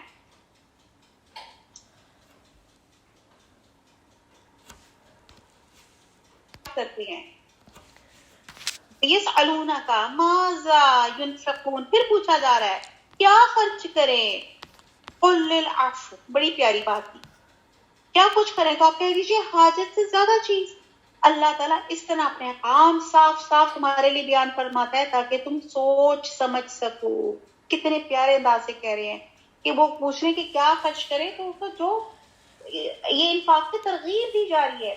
ایک تو اپنے زیر کفالت لوگوں کی خبر گیری اور ان کی ضروریات کو مقدم رکھنے کا حکم دیا جا رہا ہے، اور دوسرا اس طرح خرچ کرنے سے بھی منع کیا گیا کہ کل کو تمہارے پاس یا تمہارے خاندان کے پاس تمہیں کوئی لوگوں سے مانگنا نہ پڑا جائے، تو آپ اتنا خرچ کریں جو آپ کی ضرورت سے زیادہ ہے۔ تو آج ہم نے اپنی الماریاں اور تمام چیزوں کو کھول کر ہم نے چیک کرنا ہے کہ ہم کیا کچھ خرچ کریں، کیا چیز ہے جو ہم اللہ کی راہ میں ہم خرچ کریں، دینی اور دنیاوی۔ اور تجھ سے یتیموں کے بارے میں بھی سوال کرتے ہیں، آپ کہہ دیجیے ان کی خیر خواہی بہتر ہے، تم اگر ان کا مال اپنے مال میں ملا بھی لو تو تمہارے بھائی ہیں، بد نیت اور نیک نیت ہر ایک کو اللہ خوب جانتا ہے، اگر اللہ چاہتا تمہیں مشقت میں ڈال دیتا ہے، یقیناً اللہ تعالیٰ غلبے والا اور حکمت والا ہے۔ اور شرک کرنے والی عورتوں سے تا وقت ہے کہ وہ ایمان نہ لائیں تم نکاح نہ کرو، ایماندار لونڈی بھی شرک کرنے والی آزاد عورت سے بہت بہتر ہے، گو تمہیں مشرکہ ہی اچھی لگے۔ نہ شرک کرنے والے مردوں کے نکاح میں اپنی عورتوں کو دو جب تک کہ وہ ایمان نہ لائیں، ایماندار غلام آزاد مشرک سے بہتر ہے، گو مشرک تمہیں اچھا لگے۔ یہ لوگ جہنم کی طرف بلاتے ہیں اور اللہ جنت کی طرف اور اپنی بخشش کی طرف اپنے حکم سے بلاتا ہے، اور اپنی آیتیں لوگوں کے لیے بیان فرماتا ہے تاکہ وہ نصیحت حاصل کرے۔ یعنی کہ یہاں پہ اللہ تعالیٰ نے کلیئر کٹ بتا دیا کہ اہل کتاب یعنی کہ عیسائی عورتوں سے نکاح کی اللہ تعالیٰ نے اجازت دی ہے، البتہ کسی مسلمان عورت کو کسی عیسائی یا کسی اور مسلمان کے علاوہ کسی اور سے وہ نکاح نہیں کر سکتی۔ اور حضور صلی اللہ علیہ وسلم نے فرمایا کہ عورت سے 4 وجوہات سے نکاح کیا جاتا ہے، مفہوم یہ ہے مال، حسب نسب، حسن و جمال یا دین کی وجہ سے، تو تم دیندار عورت کا انتخاب کرو۔ اور ایک اور جگہ حضور صلی اللہ علیہ وسلم نے فرمایا کہ نیک عورت کو دنیا کی سب سے بہتر متاع قرار دیا گیا ہے، خیر متاع الدنیا المرأة الصالحہ۔ مسلم کی بھی ایک روایت ہے کہ دنیا کا بہترین متاع نیک عورت بیوی ہے۔ آپ سے حیض کے بارے میں سوال کرتے ہیں, آپ کہہ دیجئے وہ گندگی ہے, حالت حیض میں عورتوں سے الگ رہو, اور جب تک وہ پاک نہ ہو جائیں ان کے قریب نہ جاؤ. ہاں جب وہ پاک ہو جائیں تو ان کے پاس جاؤ جہاں سے اللہ تعالیٰ نے تمہیں اجازت دی ہے. اللہ توبہ کرنے والوں کو اور پاک رہنے والوں کو پسند فرماتا ہے. اب یہاں پہ پھر زیادہ پریسائزلی ساری لیڈیز ہی ہیں تو بات یہ کر دوں کہ اللہ تعالیٰ نے ہر چیز کا کھول کے تمام چیزوں کو حکم دیا ہے. اور پھر یہاں پہ دیکھیں کہ اللہ تعالیٰ نے جہاں سے تمہیں اجازت دی ہے تو وہ جگہ کیا ہے. یہ آگے چل کے اور اس کو ایکسپلین اللہ تعالیٰ کرتے ہیں کہ تمہاری بیویاں تمہاری کھیتیاں ہیں, اور اپنی کھیتوں میں جس طرح چاہو آؤ اور اپنے لیے نیک اعمال آگے بھیجو, اللہ تعالیٰ سے ڈرتے رہو اور جان رکھو کہ تم ان سے ملنے والے ہو, اور ایمان والوں کو خوشخبری سنا دیجئے. اب یہاں پہ کہا گیا کہ نساؤکم حرث لکم فآتوا حرثکم. اب یہاں پہ اللہ تعالیٰ فرما رہے ہیں کہ تمہاری جو ہے وہ کھیتیاں ہیں. اب ہم دیکھتے ہیں کہ کھیت کیا ہوتا ہے. اگر ہم کھیت کو دیکھیں تو کھیت کی قدر آپ کھیت والے سے پوچھیں, یعنی کہ وہ لوگ جو فیوڈلز ہیں, جو ذمہ دار ہیں, جن کے بڑے کھیت ہیں, تو آپ ان سے پوچھتے ہیں زمین کی وجہ سے وہ اپنے آپ کو کتنا خوش قسمت, کتنا پراؤڈ فیل کرتے ہیں. دنیا میں کہیں بھی آپ ہو, زمین کی جو قیمت ہے وہ کم نہیں ہوتی. اور آپ دیکھتے ہیں کہ زمین ایک ایسی چیز ہے جس سے ہم آئے ہیں اور جس کی طرف ہم نے لوٹ کر جانا ہے. تو عورت بھی ماں کی حیثیت ہے, انسانی نسلوں کو جنم دینے والی ہے, اور بچوں نے بھی پلٹ پلٹ کر ماں ہی کی طرف جانا ہے. تو یہ جو مثال دی ہے کہ عورت کھیت ہے, تو آپ دیکھیں تو کوئی کھیت والا اپنے کھیت پہ زیادتی نہیں کرتا, بلکہ اس پہ کیئر کرتا ہے, اس کو دیکھ کے خوش ہوتا ہے, اسے پراؤڈ فیل کرتا ہے. تو شوہر کے لیے بھی بیوی بہت قیمتی ہوتی ہے, وہ اس کو دیکھ کر خوش ہوتا ہے, وہ پراؤڈ فیل کرتا ہے, اس کے ساتھ زیادتی نہیں کرتا, اس کی کیئر کرتا ہے, اس کی حفاظت کرتا ہے. اور انسان پھر اپنی زمین کو بنجر نہیں چھوڑتا. اب جن کے زمین یا جو فارمز ہیں وہ کیا کرے گا, اس میں کچھ نہ کچھ اگائے گا. تو اسی طرح جو عورت ہے وہ ایک سیکس آبجیکٹ نہیں ہے, وہ کیا ہے, اس سے بھی وہ کیا کرے گا, اپنی اولاد حاصل کرے گا, وہ بھی اس کو ایسے ہی نہیں چھوڑ دیا جائے گا. تو آپ یہ دیکھیں کہ کھیت اگتا ہے یا ایک باغ لگتا ہے تو اس میں داخل ہو کر دل کتنا باغ باغ ہو جاتا ہے. تو آپ یہ دیکھیں کہ کھیت میں جا کے جو فیلنگ ہوتی ہے اور آپ جتنا آپ کو تازگی کا احساس ہوتا ہے وہ کسی اور جگہ نہیں ہوتا. تو یہاں پہ اسی لیے کہا جا رہا ہے کہ وہ عورت کھیتی ہے, اور پھر یہاں پہ خاص طور پہ جا کیا گیا کھیتی جہاں سے فصل اگتی ہے. تو پھر آپ یہاں سے اندازہ لگائیں کہ جہاں سے فصل اگتی ہے تو پھر وہیں سے کرنے کی اجازت ہے. بہرحال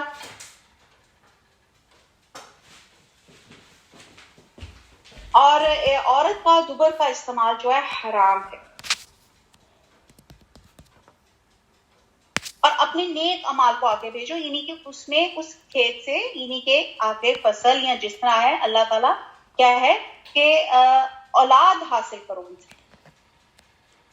آیت نمبر 224. اور اللہ تعالیٰ کو اپنی قسموں کو اس طرح نشانہ نہ بناؤ کہ بھلائی پرہیزگاری اور لوگوں کے درمیان کی اصلاح کو چھوڑ بیٹھو. اللہ تعالیٰ سننے والا, جاننے والا ہے. اللہ تعالیٰ تمہاری ان قسموں پہ نہ پکڑے گا جو نہ پختہ نہ ہو, ہاں اس کی پکڑ اس چیز پہ ہے جو تمہارے دلوں کا فیل ہو. اللہ تعالیٰ بخشنے والا اور بردبار ہے. جو لوگ اپنی بیویوں سے تعلق نہ رکھنے کی قسمیں کھائیں ان کے لیے 4 مہینے کی مدت ہے, پھر اگر وہ لوٹ آئے تو اللہ تعالیٰ بھی بخشنے والا مہربان ہے.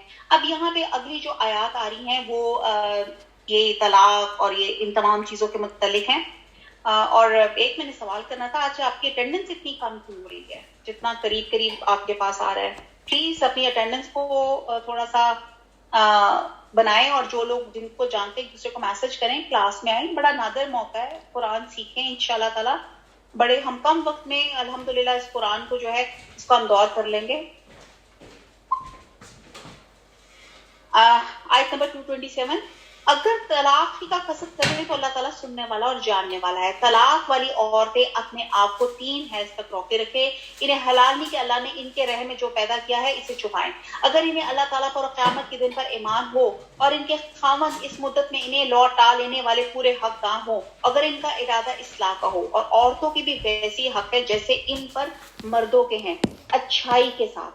ہاں اچھا یہاں پہ وہی بات بتائی جا رہی ہے، عدت کا تھوڑا سا مفہوم یہاں بیان کیا جا رہا ہے کہ عدت جو ہے آپ کی وہ ہو جاتی ہے، اور وہ عدت کا مفہوم یہی ہے کہ جس کی اگر اس دوران میں کوئی اولاد ہو، یہاں پہ عورت پہ جو حکم دیا جا رہا ہے، اور ساتھ ساتھ یہاں پہ اللہ تعالیٰ عدت کے احکامات جو ہیں وہ سارے بتائے جا رہے ہیں، کہ جس سے اسے پتہ چل جائے گا کہ اللہ نے ان کے رحم میں جو پیدا کیا ہے کہ اس کو چھپا نہ سکے. اور پھر یہاں پہ آگے جو اللہ تعالیٰ بتا رہے کہ ہاں مردوں کو عورتوں پہ فضیلت ہے. اب یہاں پہ بڑے مسئلے، آج کل تو ویسی عورت مارچ اور میرا جسم میری مرضی ان چیزوں پہ آ جاتا ہے، تو ان کو تو یہ چیزیں آیتی بڑی بری لگتی ہے. لیکن یہ دیکھیں یہ کس کا فرمان ہے؟ یہ اللہ تعالیٰ کا فرمان ہے کہ وَلِلرِّجَالِ عَلَيْهِنَّ دَرَجَةٌ وَاللَّهُ عَزِيزٌ حَكِيمٌ. ہاں مردوں کو عورتوں پہ فضیلت ہے، اللہ تعالیٰ غالب ہے، حکمت والا ہے.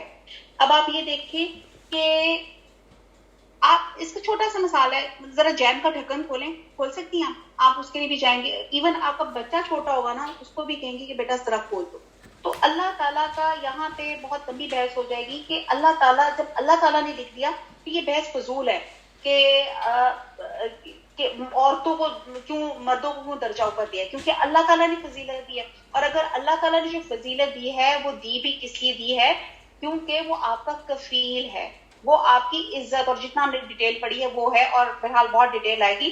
اور یہ ہمارے پہ آسانی ہے، یہ basically we are the queens of our houses, کہ ہمیں کچھ بھی نہیں کرنا پڑتا، اور یہ تمام کام جو ہیں وہ مرد ہی آگے اس چیز کو کیری آن کرتے ہیں. بہرحال اللہ تعالیٰ نے یہ فضیلت دی ہے اور اس پہ ہمیں کوسچن اٹھانا ہی نہیں چاہیے.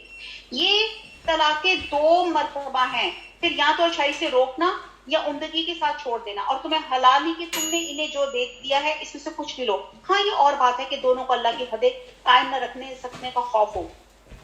اس لیے اگر تمہیں ڈر ہو کہ یہ دونوں اللہ کی حدیں قائم نہ رکھ سکیں گے تو عورت رہائی پانے کے لیے کچھ دے ڈالے، اس میں دونوں پر گناہ نہیں، یہ اللہ کی حدود ہیں، خبردار ان سے آگے نہ بڑھنا. جو لوگ اللہ کی حدود سے تجاوز کریں وہ ظالم ہیں.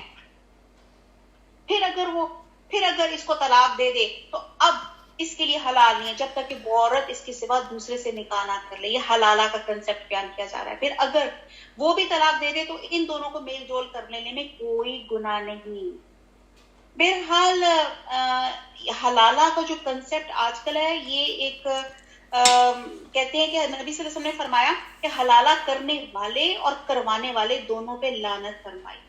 اور ایک جگہ یہ بھی مفہوم میں آتا ہے کہ حلالہ کی غرض سے کیا گیا نکاح نہیں، زناکاری ہے.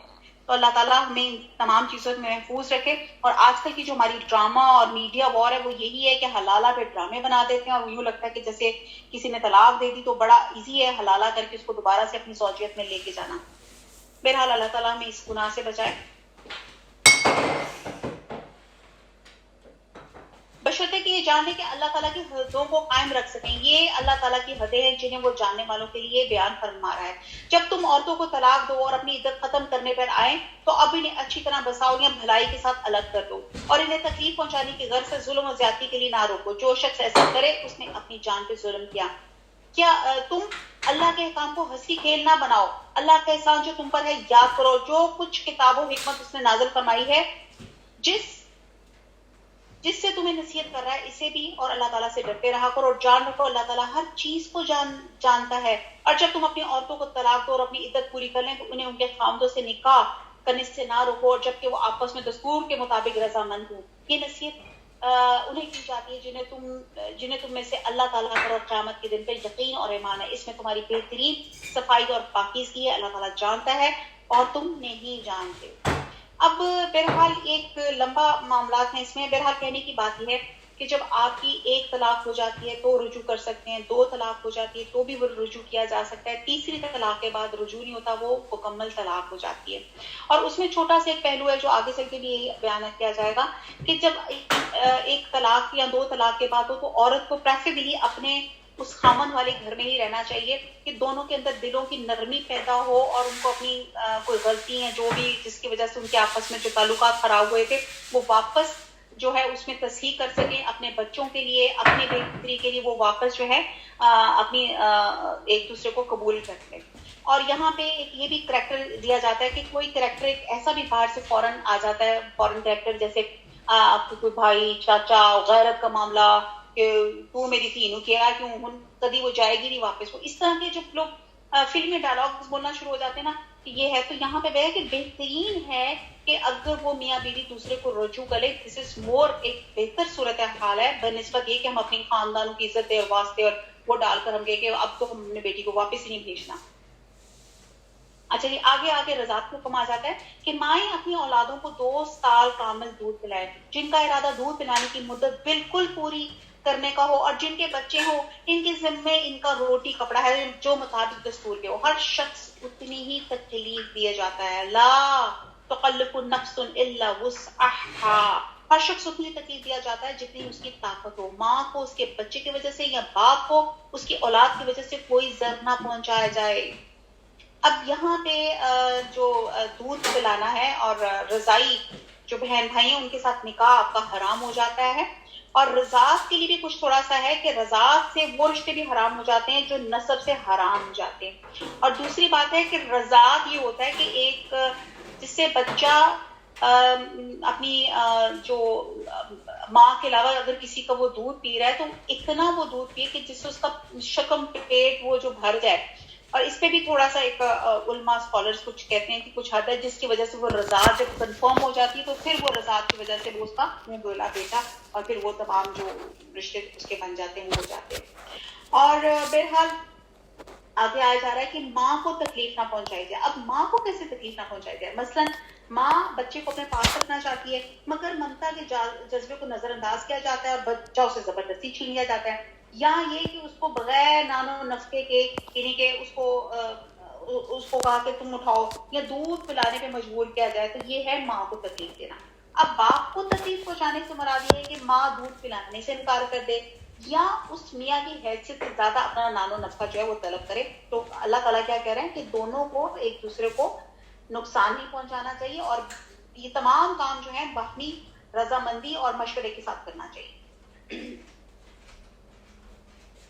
وارث پر بھی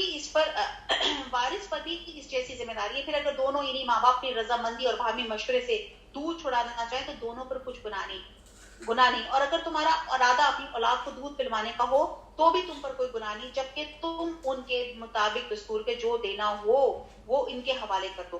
اللہ تعالیٰ سے ڈرتے رہو اور جانتے رہو کہ اللہ تعالیٰ تمہارے اعمال کو وہ دیکھ بھال کر رہا ہے.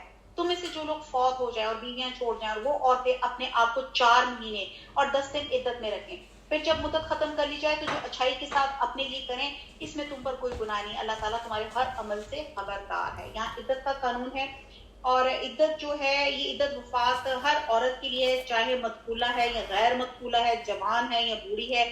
البتہ حاملہ عورت جو ہے اس کی جو وضع جو عدت ہے وہ وضع حمل تک ہے عدت جو ہے, اور یہ آپ کے تقریباً 130 ڈیز بن جاتے ہیں جو عدت کے ہیں. وہ آیت نمبر 235. تم پر اس میں کوئی گناہ نہیں کہ تم اشارتاً قناعتاً ان عورتوں سے نکاح کی بابت کرو اور یا اپنے دل میں پوشیدہ ارادہ کرو. اللہ تعالیٰ کو علم ہے تم ضرور ان سے ذکر کرو گے لیکن تم ان سے پوشیدہ وعدہ نہ کرو. یہ اور بات ہے کہ تم بھلی بات کرو. اور عقد نکاح جب تک کہ عدت ختم نہ ہو جائے پختہ نہ کرو. جان رکھو اللہ تعالیٰ ہماری دلوں کی باتوں کا بھی علم ہے. تم ان سے خوف کھاتے ہو اور یہ بھی جان رکھو اللہ تعالیٰ بخشش اور علم والا ہے. اگر تم عورتوں کو بغیر ہاتھ لگائے اور بغیر مہر مقرر کیے طلاق دے دو تو بھی تم پر کوئی گناہ نہیں. ہاں انہیں کچھ نہ کچھ فائدہ دو, خوشحال اپنے انداز سے اور تنگ دست اپنی طاقت کے مطابق دستور کے مطابق اچھا فائدہ دے. بھلائی کرنے والوں پر لازم ہے. اور اگر تم عورتوں کو اس سے پہلے طلاق دے دو اور تم نے انہیں ہاتھ لگایا اور تم نے ان کا مہر بھی مقرر کر دیا ہو تو مقررہ مہر کا آدھا مہر دے دو. یہ اور بات ہے کہ وہ خود معاف کر دے یا وہ شخص معاف کر دے جس کے ہاتھ میں نکاح کی گرا ہے. مراد آپ کا جو ولی ہے, اور یعنی کہ اس سے مراد خامن ہے کیونکہ نکاح کی گرا جو ہے اسی کے ہاتھ میں ہے. تمہارا معاف کر دینا تقویٰ سے بہت نزدیک ہے. آپس کی فضیلت اور بزرگی کو فراموش نہ کرو, یقیناً اللہ تعالیٰ تمہارے اعمال کو دیکھ رہا ہے. اب آگے نمازوں کا ذکر آ جاتا ہے. آیت نمبر 238. نمازوں کی حفاظت کرو بالخصوص درمیان والی نماز کی, اور اللہ تعالیٰ کے لیے باادب کھڑے رہا کرو. اب یہ مراد جو ہے عصر کی نماز یہاں سے لی گئی ہے. اور نبی صلی اللہ علیہ وسلم نے بہرحال کیونکہ اس ٹائم پہ جو ہے نا فرشتے ایک وہ باریاں چینج کر رہے ہوتے ہیں آپ کا وہ لے کے جو اللہ تعالیٰ کے پاس اعمال نامہ جا رہے ہوتے ہیں، تو اس کی اثر کی نماز کی بہت زیادہ امپورٹنس ہے. اگر تمہیں خوف ہو تو پیدل ہی سے یا سواری ہی سے، ہاں جب امن ہو جائے تو اللہ کا ذکر کرو، جس طرح اس نے تمہیں اس بات کی تعلیم دی جسے تم نہیں جانتے.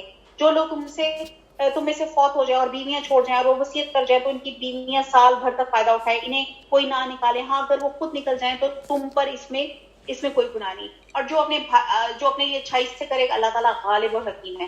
طلاق والیوں کو اچھی طرح فائدہ دینا پرہیزگاروں پہ لازم ہے. یعنی کہ اللہ تعالیٰ بار بار اپنے ایتھکس کو امپروو کرنے کو کہتے ہیں کہ آپ نے جو بھی حالات ہوں آپ نے اپنی اخلاق کو نہیں چھوڑنا. اللہ تعالیٰ اسی طرح اپنی آیتیں تم پر ظاہر فرماتا ہے تاکہ تم سمجھو. کیا تم نے انہیں نہیں دیکھا جو ہزاروں کی تعداد میں تھے اور موت کے ڈر کے مارے اپنے گھروں سے نکل پڑے ہوئے تھے؟ اللہ تعالیٰ نے فرمایا مر جاؤ، پھر انہیں زندہ کر دیا. بے شک اللہ تعالیٰ لوگوں پہ بڑا فضل کرنے والا ہے، لیکن اکثر لوگ ناشکرے ہیں. اب یہ واقعہ سابقہ کسی امت کا ہے جس کی تفصیل کسی صحیح حدیث میں نہیں آتی. بہرحال کہا جاتا ہے کہ بنی اسرائیل کے زمانے کا واقعہ ہے، اور اس پیغمبر کا نام جس کی دعا سے اللہ تعالیٰ نے انہیں دوبارہ زندہ فرمایا تھا حزقیل بتایا جاتا ہے. اور یہ جہاد میں قتل کے ڈر سے یا وبائی بیماری طاعون کے خوف سے اپنے گھروں سے نکل پڑے ہوئے تاکہ موت کے منہ کے جانے سے بچ جائیں گے. تو اللہ تعالیٰ نے ان کو مار کے ایک تو یہ بتلا دیا. اور یہ مجھے لگتا ہے ایسے لگتا ہے جیسے کورونا کے لیے اللہ تعالیٰ نے آج ابھی ہمیں یہ ایک حکم دیا کہ اللہ تعالیٰ فرماتے ہیں، اللہ تعالیٰ یہاں بتاتے ہیں کہ اس آیت میں جو ہمیں جو مورلز کے پوائنٹس نکلتے ہیں وہ ایک تو یہ نکلتے ہیں کہ اللہ کی تقدیر سے تم بچ کر نہیں جا سکتے، اور دوسرا یہ کہ انسانوں کی آخری جائے پناہ اللہ تعالیٰ کی ذات ہے، اور تیسرا یہ کہ اللہ تعالیٰ دوبارہ پیدا کرنے پہ قادر ہے. وہ تمام انسانوں کو اسی طرح زندہ فرمائے گا جس طرح اللہ تعالیٰ نے ان کو مار کر زندہ کر دیا تھا. تو یہاں پہ اب یہ دیکھیں احیاء موتی کا یہاں پہ واقعہ یہاں ہے کہ اللہ تعالیٰ نے اس کو پھر دوبارہ زندہ کیا. بے شک اللہ تعالیٰ لوگوں پہ بڑا فضل کرنے والا ہے، لیکن اکثر لوگ ناشکرے ہیں. اللہ کی راہ میں جہاد کرو، جان لو اللہ تعالیٰ سنتا جانتا ہے. ایسا بھی کوئی ہے جو اللہ تعالیٰ کو اچھا کر دے بس اللہ تعالیٰ سے بڑھا چڑھا کے عطا فرمائے؟ اللہ ہی تنگی اور کشادگی کرتا ہے اور تم سب اسی کی طرف لوٹائے جاؤ گے. اب یہاں پہ پھر بتایا جا رہا ہے کہ جہاد پہ ایمفسائز کیا جا رہا ہے، مسلمانوں کو جہاد کا حکم دیا جا رہا ہے. اور اس پہلے واقعے سے بتانے کا مقصد یہ تھا کہ جہاد سے جی مت چراؤ، کیونکہ موت اور حیات اللہ کے قبضے میں ہے، اور اس موت کا وقت بھی معین ہے. اور جسے جہاد سے گریز یا فرار کرنا یا تم ٹالنا چاہتے ہو تو آپ جس طرح مرضی ٹالو، اللہ تعالیٰ نے جو موت کا وقت جس طرح جس لہجے سے لکھا ہے وہ تو آنی ہی ہے. اور پھر آگے اللہ تعالیٰ جو ہے جو اللہ کی راہ میں خرچ کرنے کی بہت زیادہ ایمفسائز فرما رہے ہیں کہ اللہ تعالیٰ جب اللہ تعالیٰ کی راہ میں آپ خرچ کریں گے تو اللہ تعالیٰ کہہ رہا ہے کہ میں اسے کئی گنا اضافہ کروں گا، کبھی ظاہری طور پہ، کبھی مانوی طور پہ، کبھی روحانی طور پہ اس میں برکت ڈال دوں گا، اور آخرت میں تو یقیناً حیران کن اللہ تعالیٰ اضافہ جو ہے اللہ تعالیٰ کریں گے. تو ایسا بھی کوئی ہے جو اللہ تعالیٰ کو اچھا کر دے؟ بس اللہ تعالیٰ اسے بہت بڑھا چڑھا کے عطا فرمائے گا. اللہ ہی تنگی اور کشادگی کرتا ہے اور تم سب اسی کی طرف لوٹائے جاؤ گے. کیا آپ نے حضرت موسیٰ علیہ السلام کے بعد بنی اسرائیل کی جماعت کو نہیں دیکھا کہ جب کہ انہوں نے اپنے پیغمبر سے کہا کسی کو ہمارا بادشاہ بنا دیجیے؟ اب یہ کیا بات؟ اب نبی کی موجودگی میں بادشاہ مقرر کرنے کا مطالبہ جو تھا بادشاہ کی جواب کی دلیل ہے. ایکچولی ہوا یہ تھا کہ یہ جو قوم تھی آلریڈی ان کے اندر ایک پیغمبر تھے، اس پیغمبر کی موجودگی میں بھی جو ان کو یہ تھا کہ ایک ہمیں جو ہے بادشاہ بنا دیں. اور کہتے ہیں کہ بنی اسرائیل جو حضرت موسیٰ علیہ السلام کے بعد کچھ عرصے تک تو ٹھیک رہے تھے، پھر ان کے اندر کیا ہو گیا تھا، انہوں نے دین میں بدعتیں ایجاد کر لی، بتوں کو پوچھنا شروع کر دیا تھا، اور انبیاء ان کو روکتے تھے لیکن وہ اپنے اس شرک سے اور نافرمانیوں سے باز نہیں آتے تھے. تو اللہ تعالیٰ نے ان کے دشمنوں کو ان پہ مسلط کر دیا جنہوں نے ان کے علاقے چھین لیے اور ان کی ایک بڑی تعداد کو قیدی بنا لیا، اور ان میں نبوت وغیرہ کا سلسلہ بھی جو تھا منقطع ہو گیا. بالآخر لوگوں نے بڑی دعاؤں سے شموئیل نبی پیدا ہوئے جنہوں نے دعوت اور تبلیغ کا کام شروع کیا. تو انہوں نے اپنے پیغمبر سے یہ مطالبہ کیا کہ ہمارے لیے بادشاہ مقرر کریں جس کی قیادت سے ہم دشمنوں سے لڑیں اور پیغمبر نے ان کے جو ان کا کردار تھا کہ پھر ایک مطالبہ کرتے تھے، پھر نافرمانی کرتے تھے، تو انہوں نے کہا کہ تم لوگ اپنی بات پہ قائم نہیں رکھ سکو گے. چنانچہ ایسے ہی ہوا جیسے کہ قرآن میں بیان کیا گیا. تو پھر انہوں نے جو تھا ایک جو بادشاہ تھا آگے چل کر آئے گا کہ حضرت طالوت جو تھے انہوں نے کہا کہ اچھا جی اس کو میں بادشاہ مقرر کرتا ہوں. اب یہاں پہ بھی ان کو اعتراض ہونا شروع ہو گیا کہ جو بادشاہ ہے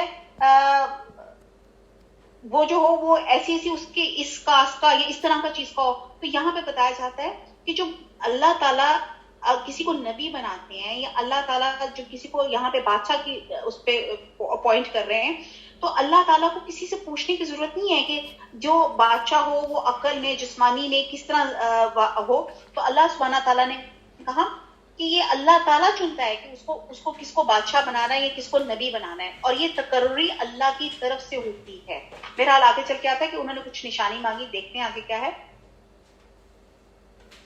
اور تاکہ ہم اللہ کی راہ میں جہاد کریں. پیغمبر نے کہا ممکن ہے جہاد فرض ہو جانے کے بعد تم جہاد نہ کرو. انہوں نے کہا بھلا ہم اللہ کی راہ میں جہاد کیوں نہ کریں گے، ہم تو اپنے گھروں سے اجاڑے گئے ہیں اور بچوں سے دور کر دیے گئے ہیں. اور پھر جب ان پہ جہاد فرض ہوا تو سوائے تھوڑے لوگوں کے سب پھر گئے.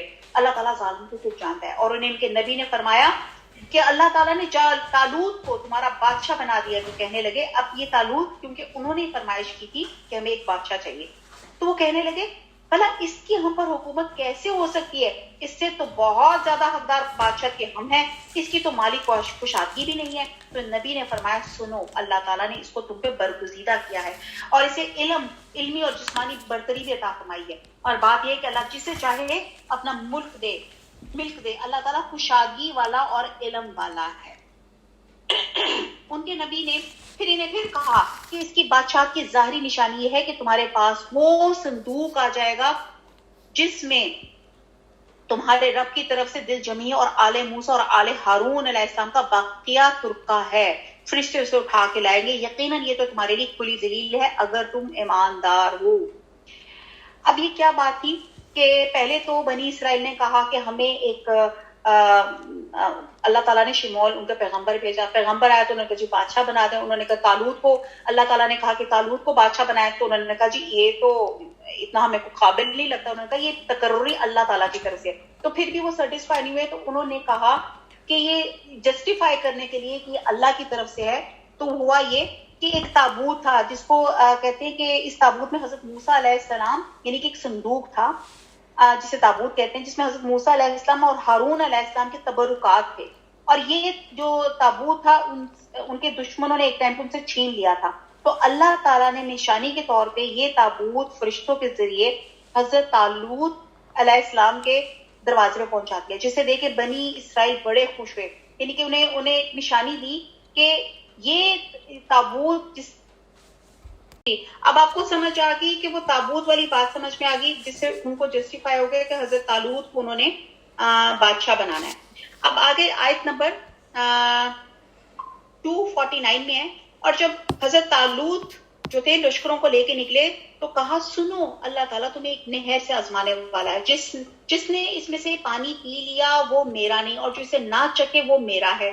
ہاں یہ اور بات ہے کہ اپنے ہاتھ سے ایک چلو بھر لے، لیکن سوائے چند کے باقی سب نے وہ پانی پی لیا. اور حضرت طالوت مومنین سمیت جب نہر سے گزر گئے تو وہ لوگ کہنے لگے آج تو ہم میں طاقت نہیں کہ جالوت اور اس کے لشکروں سے لڑے. لیکن اللہ تعالیٰ کی ملاقات پہ یقین رکھنے والوں نے کہا بسا اوقات چھوٹی اور تھوڑی سی جماعتیں بڑی اور بہت سی جماعتوں پہ اللہ کے حکم سے غلبہ پا لیتی ہیں.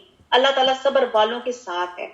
اب یہ بیسکلی کیا تھا، یہ یہاں پہ جو امت کو جو یہاں پہ سبق سکھانا یہ بتانا چاہ رہے تھے کہ اطاعت میر ہر حال میں ضروری ہے. اور خاص طور پہ جب دشمن سے لڑائی کا معاملہ ہو تو آپ نے اپنے ایڈمنسٹریٹر کی بات، اپنے امیر کی بات آپ نے ضرور ماننی ہے. تو اس نے ان کو صرف ٹیسٹیفائی کرنے کے لیے کہا کہ نہر کے پاس سے کراس ہو رہے، لیکن تم لوگوں نے پانی نہیں پینا اور پانی اتنا پینا ہے کہ جو کر گئی ایسے کر دی. لیکن لوگوں نے کیا کیا، اس بات کو انہوں نے فار گرانٹیڈ لیا اور انہوں نے بہت زیادہ پانی پی لیا.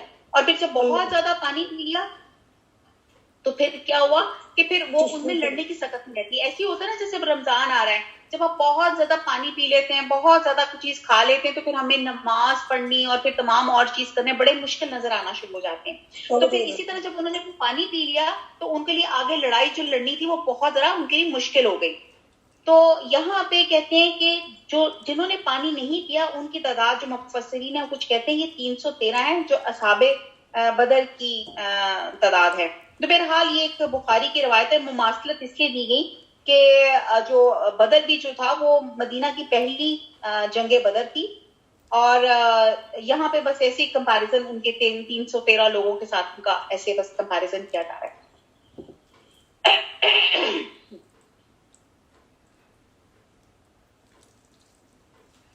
حضرت طالوت مومنین سمیت جب نہر سے گزر گئے تو وہ لوگ کہنے لگے آج تو ہمیں طاقت نہیں کہ جالوت اور اس کے لشکروں سے لڑیں.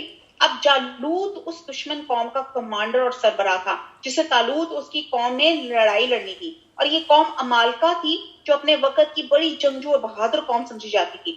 اور اسی شہرت کے پیش نظر مارکا آرائی کے وقت اہل ایمان نے اللہ کے میں حصول دعا مانگی تھی, صبر و استقامت کی اور فتح کی دعا مانگی تھی. تو یہاں پہ انہوں نے, لیکن اللہ تعالیٰ کی ملاقات پہ یقین رکھنے والوں نے کہا کہ بساکات تھوڑی سی جماعتیں بڑی اور بہت سی جماعتوں پہ اللہ کے حکم سے غلبہ پا لیتی ہیں. اللہ تعالیٰ صبر والوں کے ساتھ ہے. اور جب ان کا جالوت اور اس کے لشکر سے مقابلہ تو انہوں نے دعا مانگی. کیا دعا مانگی؟ ربنا افرغ علینا صبرا وثبت اقدامنا وانصرنا علی القوم الکافرین. انہوں نے دعا مانگی, اے پروردگار ہمیں صبر دے اور ثابت قدمی دے اور قوم کفار پہ ہماری مدد کرنا. آمین. اللہ تعالیٰ ہم بھی دعا مانگتے ہیں, اللہ تعالیٰ ہمیں بھی کفار کے مقابلے پہ اللہ تعالیٰ مدد فرما دے. آمین آمین آمین. نے مانگی. اور یعنی کہ مادی اسباب کے ساتھ اہل ایمان کے لیے ضروری ہے کہ نصرت الہی کے لیے ایسے موقع پہ خاص طور پہ دعا کی جائے. جیسے جنگ بدر میں نبی صلی اللہ علیہ وسلم نے بہت اللہ تعالیٰ سے فتح نصرت کی دعائیں کی تھی. اور چنانچہ اللہ تعالیٰ کے حکم سے انہوں نے جالوتیوں کو شکست دے دی, اور حضرت داؤد علیہ السلام کے ہاتھوں جالوت قتل ہوا, اور اللہ تعالیٰ نے داؤد کو مملکت اور حکمت اور جتنا کچھ علم بھی عطا فرمایا. اب یہاں پہ حضرت داؤد جو تھے ابھی نہ پیغمبر تھے نہ بادشاہ تھے, وہ کیا تھے, لشکر طالوت میں ایک ادنا سپاہی کے طور پہ شامل ہوئے تھے. لیکن اللہ تعالیٰ نے ان کے ہاتھوں جالوت کا جو خاتمہ کیا, جس سے اہل ایمان کو ایک بہت بڑی قوم کو جو کہ وہ ان کی وجہ سے بہت بڑی قوم جو تھی شکست ہو گئی تھی. تو اس کے بعد اللہ تعالیٰ نے حضرت داؤد علیہ السلام کو بادشاہت بھی عطا فرمائی, نبوت بھی دی, اور جیسے کہتے ہیں نا حکمت بھی عطا فرمائی. تو حضرت داؤد علیہ السلام جو کہ بڑے جلیل القدر نبی اور رسول ہیں, جن پہ زبور نازل ہوئی, یہ اجمی نام ہے. آپ کا سلسلہ حضرت ابراہیم علیہ السلام سے ملتا ہے, اس لیے آپ بنی اسرائیل کے انبیاء میں شمار ہوتے ہیں. آپ رسول بھی ہیں, آپ بادشاہ بھی ہیں, اس لیے قرآن میں آپ کو خلیفہ بھی کہا جاتا ہے. اور یہ لقب صرف آپ کو, یعنی کہ حضرت داؤد علیہ السلام کو اور حضرت آدم علیہ السلام کو ملا, اور آپ کے لیے زبور کی تلاوت آسان کر دی گئی. اور حضور صلی اللہ علیہ وسلم کا ارشاد ہے کہ آپ اپنی سواریوں کو زین کسنے کا حکم دیتے تھے, اتنے میں زبور پڑھ کر فارغ ہو جاتے تھے. آپ اپنے ہاتھ سے کسب سے کھاتے تھے, یعنی کہ خود ہاتھ سے کماتے تھے. اور دوسری حدیث میں ہے کہ حضور صلی اللہ علیہ وسلم فرماتے ہیں کہ اللہ کے نزدیک سب سے پیارا روزہ حضرت داؤد کا ہے, اور ایک دن روزہ رکھتے تھے, ایک دن نہ رکھتے تھے. اور پیاری نماز اللہ کے نزدیک آپ کی تھی, آدھی رات سوتے تھے اور تہائی رات تہجد کی نماز پڑھتے تھے. جب چھٹا حصہ رات کا باقی رہ جاتا تھا تو پھر سو رہتے تھے. بہرحال کہا جاتا ہے کہ آپ بڑے خوش آواز تھے, اور جب آپ تلاوت فرماتے تھے تو تمام پرند حیوانات درخت جو تھے وہ جھوم جاتے تھے. تو یہ حضرت داؤد علیہ السلام کی یہاں پہ بات کی جا رہی تھی.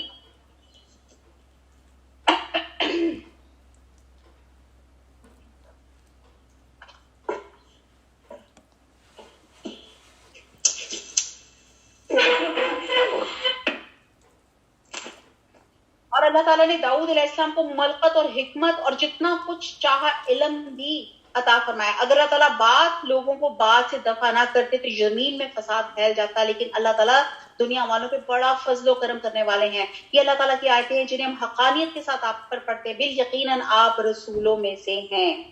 اب یہاں پہ ایک سنت الہی کا بیان کیا گیا ہے کہ وہ انسانوں کے ایک گروہ کے ذریعے دوسرے انسانی گروہ کے ظلم اور اقتدار کا خاتمہ فرماتے ہیں. اگر وہ اللہ تعالیٰ ایسا نہ فرماتے تو ایک ہی گروہ ہمیشہ طاقت اور اختیار سے رہتا تو زمین میں کیا ہوتا؟ ظلم اور فساد ہوتا. تو یہ اللہ تعالیٰ کے قانون جو تھا اس کے خلاف تھا. تو اسی لیے اللہ تعالیٰ نے یہ ایک قانون بنایا. یہ اللہ کا فضل ہے کہ اس نے زمین پہ کسی کو دائمی اقتدار سے نہیں نوازا، ورنہ جو حکمران تھے اللہ تعالیٰ کی تعلیمات کو فراموش کر دیتے اور پھر ظلم و ستم کا بازار گرم کر دیتے.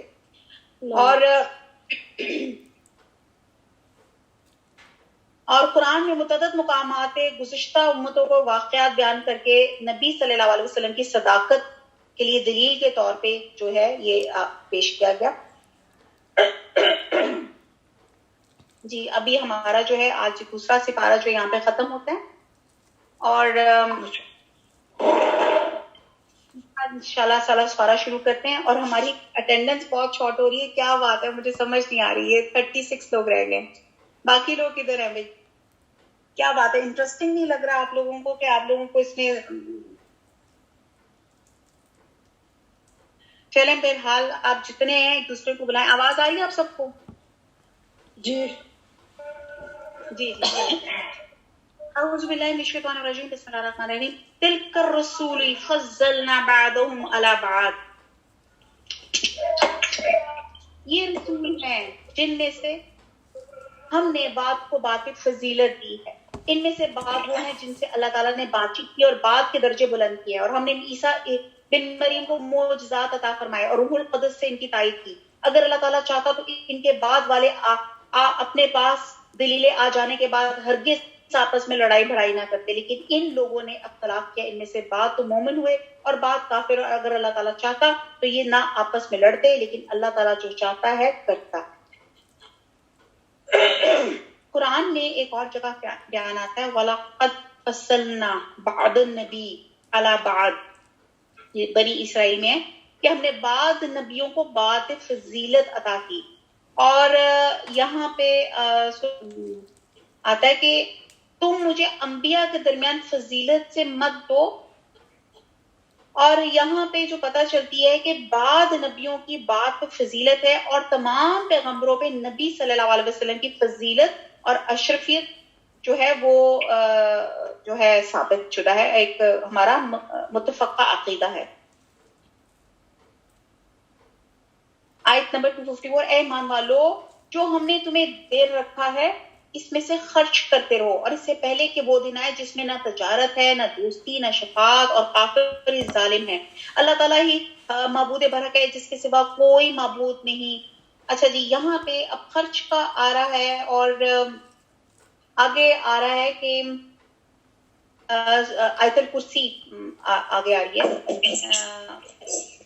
اللہ لا الہ الا هو الحی القیوم لا تأخذه سنة ولا نوم له ما في السماوات وما في الارض من ذا الذی یشفع عنده الا بإذنه يعلم ما بین ایدیہم وما خلفهم ولا یحیطون بشیء من علمه الا بما شاء وسع کرسیہ السماوات والارض ولا يعوده حفظهما وهو العلی العظیم.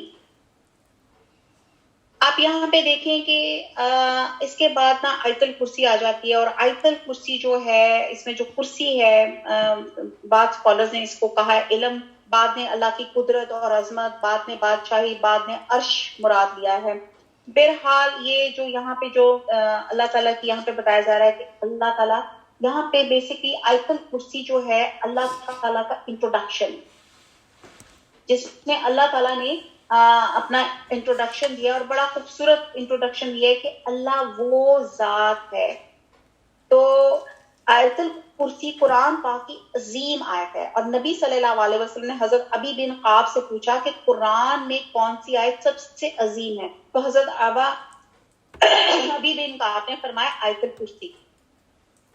اور آپ یہ دیکھیں کہ بہرحال بڑا کچھ ہے آیت الکرسی کے بارے میں. اگر ہم کریں تو بہرحال ہر فرض نماز کے بعد اگر آپ چاہتے ہیں کہ آپ کا جنت میں دروازہ آپ کے لیے کھل جائے تو آیت الکرسی جو ہے پڑھا کریں. اور بھی اس کے بہت سے فضائل ہیں کہ رات کو سونے سے پڑھنے سے پہلے اللہ تعالیٰ آپ کے اوپر ایک فرشتہ اپوائنٹ کر دیتے ہیں جو آپ کی حفاظت کرنے کے لیے لگ جاتے ہیں. تو بہرحال یہ ایک انٹروڈکشن ہے اللہ تعالیٰ کا.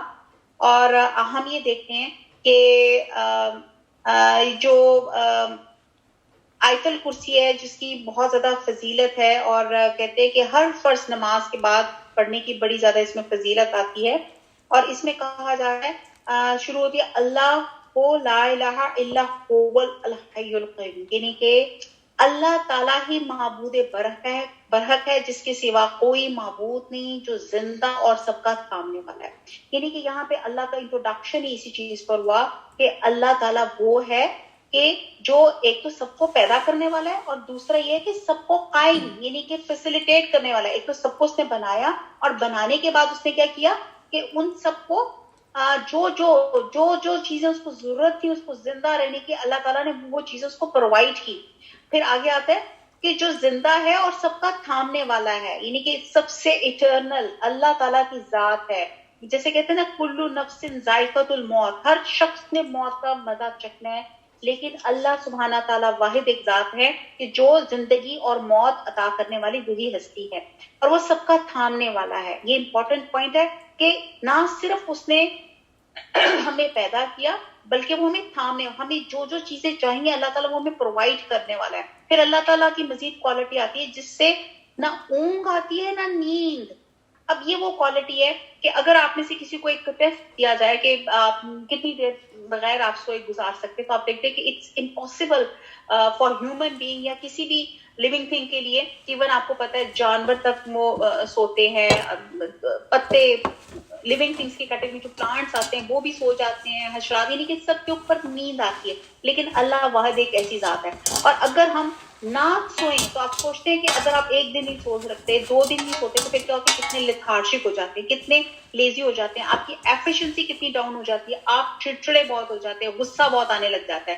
تو یہ تمام چیزوں سے بلند اللہ کی وہ ذات ہے کہ نہ اسے اونگ آتی ہے اور نہ آتی ہے نہ نیند, یعنی کہ ٹوٹل گیز, وہ ہر وقت وہ ہمیں دیکھ رہا ہے, ہماری حفاظت کر رہا ہے. اس کی ملکیت میں زمین اور آسمان کی تمام چیزیں ہیں. بہت ڈیٹیل ہے بہرحال کہ زمین اور آسمان یعنی کہ جتنے آسمان اور جتنی زمینیں ہیں, ان تمام اور ان کے اندر کی تمام چیزوں کا حاکم سپریم اتھارٹی اللہ سبحانہ تعالیٰ ہے. کون ہے جو اس کی اجازت کے بغیر اس کے سامنے شفاعت کر سکے؟ وہ یعنی کہ شفاعت, جیسے یہ پہلے بھی آیا کہ شفاعت بھی اسی کی اجازت سے ہوگی جس کو اللہ تعالیٰ معاف کرنا چاہیں گے. اور وہ جانتا ہے جو ان کے سامنے ہے اور جو ان کے پیچھے ہے, یعنی کہ اللہ تعالیٰ کمپلیٹ. اگر ہم سے پوچھا جائے کہ مجھ سے پوچھا جائے کہ کل تم 2:04 پہ کیا کر رہی تھی, تو میری یاداشت ہے وہ جواب دے جائے گی کہ ہائے میں پتہ نہیں 2:04 پہ کیا کر رہی تھی, فریج کھول کے کھڑی تھی, یا میں سو رہی تھی, یا نماز پڑھ رہی تھی, واٹ ایور. تو اللہ تعالیٰ وہ ذات ہے جو ہمارا ماضی, حال, مستقبل, ایک سیکنڈ, ایک منٹ جو ہمارا گزرتا ہے اس کو جو کہتے ہیں پریسائز جانتا ہے کہ اس وقت میرا بندہ کیا کر رہا تھا, ہے اور کیا کرے گا. تو اللہ تعالیٰ سب جانتے ہیں, اور اس کے علم میں سے کسی چیز کا احاطہ نہیں, یعنی کہ ہم اللہ تعالیٰ کے علم کے قریب تک نہیں پہنچ سکتے مگر جتنا وہ چاہے. اس کی کرسی کی وسعت نے زمین اور آسمان کو گھیر رکھا ہے. اللہ تعالیٰ ان کی حفاظت سے نہ تھکتا ہے اور نہ اکتاتا ہے. اور آپ یہ دیکھیں کہ اللہ تعالیٰ نے یہ زمین آسمان جتنی گلیکسیز, جتنے اللہ تعالیٰ نے زمین کی مخلوقات, تمام چیزوں کو نہ صرف بنایا ہے بلکہ ان کی حفاظت بھی کرتا ہے. آپ کو پتہ ہے یہ ایک آنکھ کی حفاظت کے لیے تعالیٰ نے کتنے فرشتے پوائنٹ کیے ہوئے. میری ایک آنکھ جب بلنک ہوتی ہے, جب ایک دم ہوا آتی ہے, آندھی آتی ہے, فوراً ہماری آنکھ بلنک ہو جاتی ہے. تو یہ کوئی ریفلیکس ایکشن نہیں ہے کہ سائنٹیفکلی کہ میری آنکھ آٹومیٹکلی, یہ اللہ تعالیٰ نے ایک نظام رکھا ہوا ہے اپنے آپ کو پروٹیکٹ کرنے کے لیے. جب ہم گرتے ہیں تو آٹومیٹکلی ہمارے ہاتھ ہمارے فیس کے آگے آ جاتے ہیں. تو یہ تمام ایک نظام ہے اللہ تعالیٰ نے ہمیں پروٹیکشن کرنے کا. اور نہ اللہ تعالیٰ کہتے ہیں نہ اس سے تھکتا ہے اور نہ اکتاتا ہے. اور مجھ سے بتائیں کہ ہم میں سے جو ایک اس وقت اگر میں آپ سے پوچھوں کہ سب سے اس وقت موسٹ امپورٹنٹ چیز کیا ہے جو آپ کیری کرتے ہیں جب گھر سے نکلتے ہیں, تو وہ ہوتا ہے ہمارا موبائل, یا وہ ایک بیگ جس میں گھر کی چابیاں یا 2-4 لپسٹک ہے یا 2-4 چیزیں ہماری وہ چیز ہوتی ہے, ایک کمپلسری ہوتی ہے ہمارے ساتھ.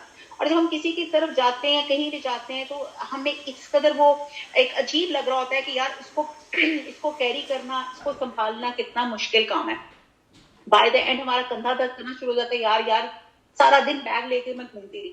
تو یہاں پہ ایک چھوٹی سی ہم اپنے موبائل کی ایک بیگ کی حفاظت نہیں کر سکتے.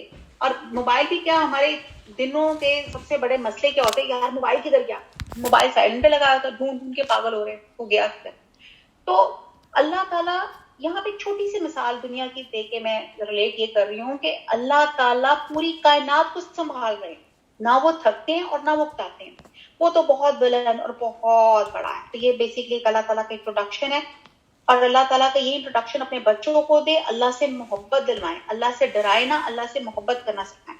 آیت نمبر 266, دین کے بارے میں کوئی زبردستی نہیں, لا اکراہ فی الدین. یہاں پہ کہا جا رہا ہے کہ دین کے بارے میں کوئی زبردستی نہیں. اس کی لوگوں نے بڑی غلط تفسیر کی ہوئی ہے. اس کا مطلب یہ ہے کہ آپ کسی کو زبردستی مسلمان نہیں کر سکتے, کسی کو گن پوائنٹ پہ یا ڈنڈے کی زور پہ آپ اس کو مسلمان نہیں کر سکتے, یا ڈنڈے یا اس کی زور پہ آپ اس کو دوپٹہ نہیں اڑا سکتے, یا کوئی اور کام نہیں کروا سکتے. اور ہم یہ سوچتے ہیں, ہم لوگوں نے اس کی تشریح یا اس کی تفسیر یوں نکالی ہوئی ہے کہ دین میں کوئی جبر نہیں, کہ الٹا پلٹا وضو کر لو, جس طرح مرضی کر لو, اللہ تعالیٰ بڑا غفور ہے, اللہ تعالیٰ بڑا رحیم ہے, حقوق اللہ بعد میں ڈنڈیاں مار لو, کوئی بات نہیں, اللہ تعالیٰ بڑا رحیم ہے, کیونکہ دین میں جبر نہیں ہے. حالانکہ یہاں پہ مطلب یہ ہے کہ آپ کسی کو زبردستی جو ہے آپ مسلمان نہیں کر سکتے, اور اللہ تعالیٰ کے سامنے ہم پیش کر سکتے ہیں, لیکن ہم کسی کو زبردستی مسلمان کر نہیں سکتے.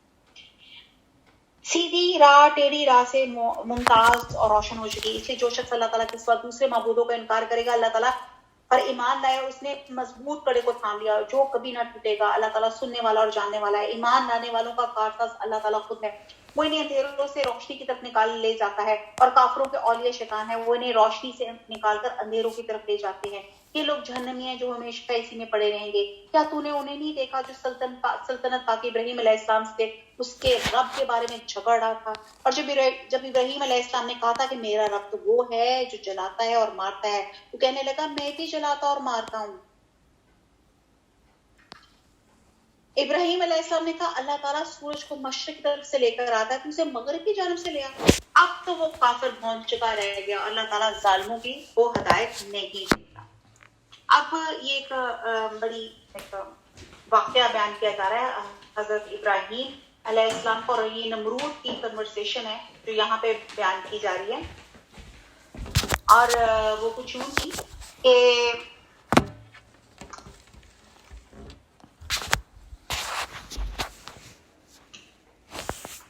جیسے میں آیت کرسی جو ہم نے پڑھی, اور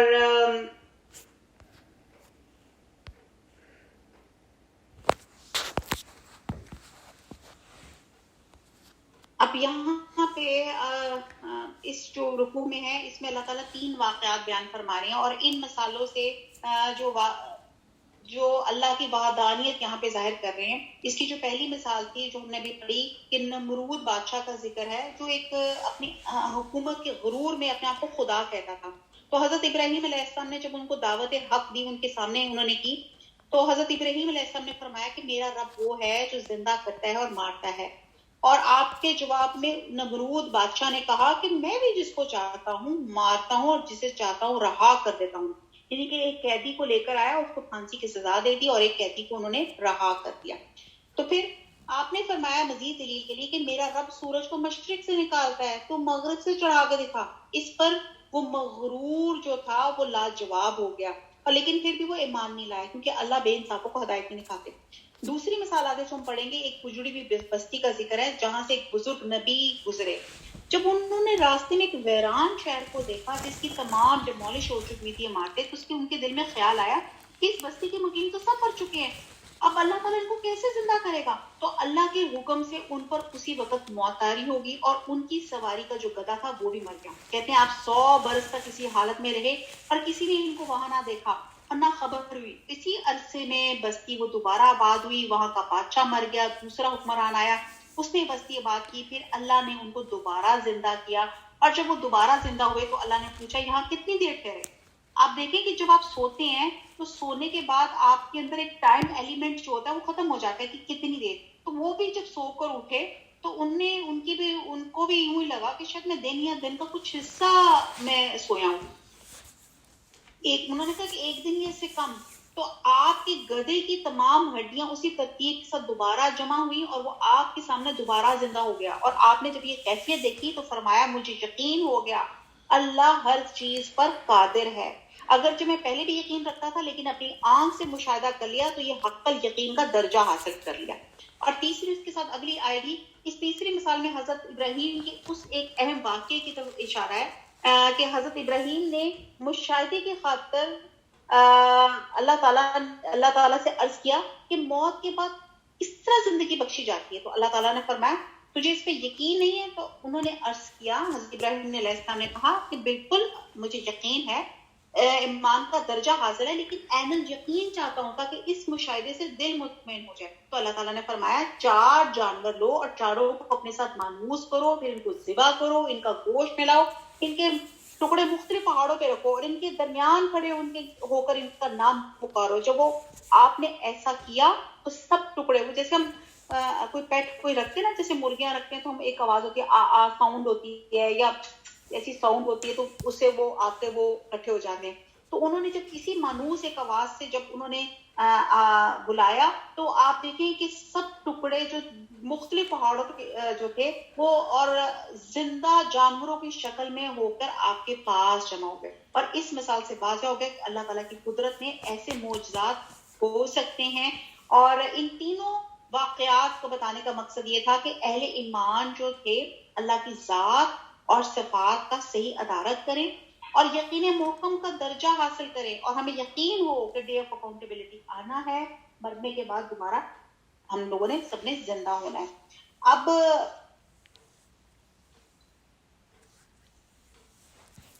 تو یہ احیاء موتی کے ہم لوگوں نے 2 واقعات اور پڑھ لیے اور 3 میں نے یہاں پہ آپ کو اب کچھ بتا دیے. بہرحال اب ٹیکسٹ کی طرف چلتے ہیں.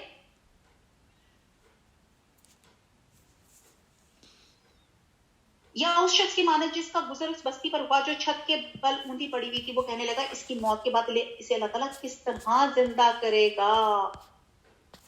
اللہ تعالیٰ نے اسے مار دیا، 100 سال کے بعد پھر اسے اٹھایا، پھر پوچھا کتنی مدت اس پہ گزری؟ کہنے لگا 1 دن یا دن کا کچھ حصہ. فرمایا بلکہ تو 100 سال تک رہا.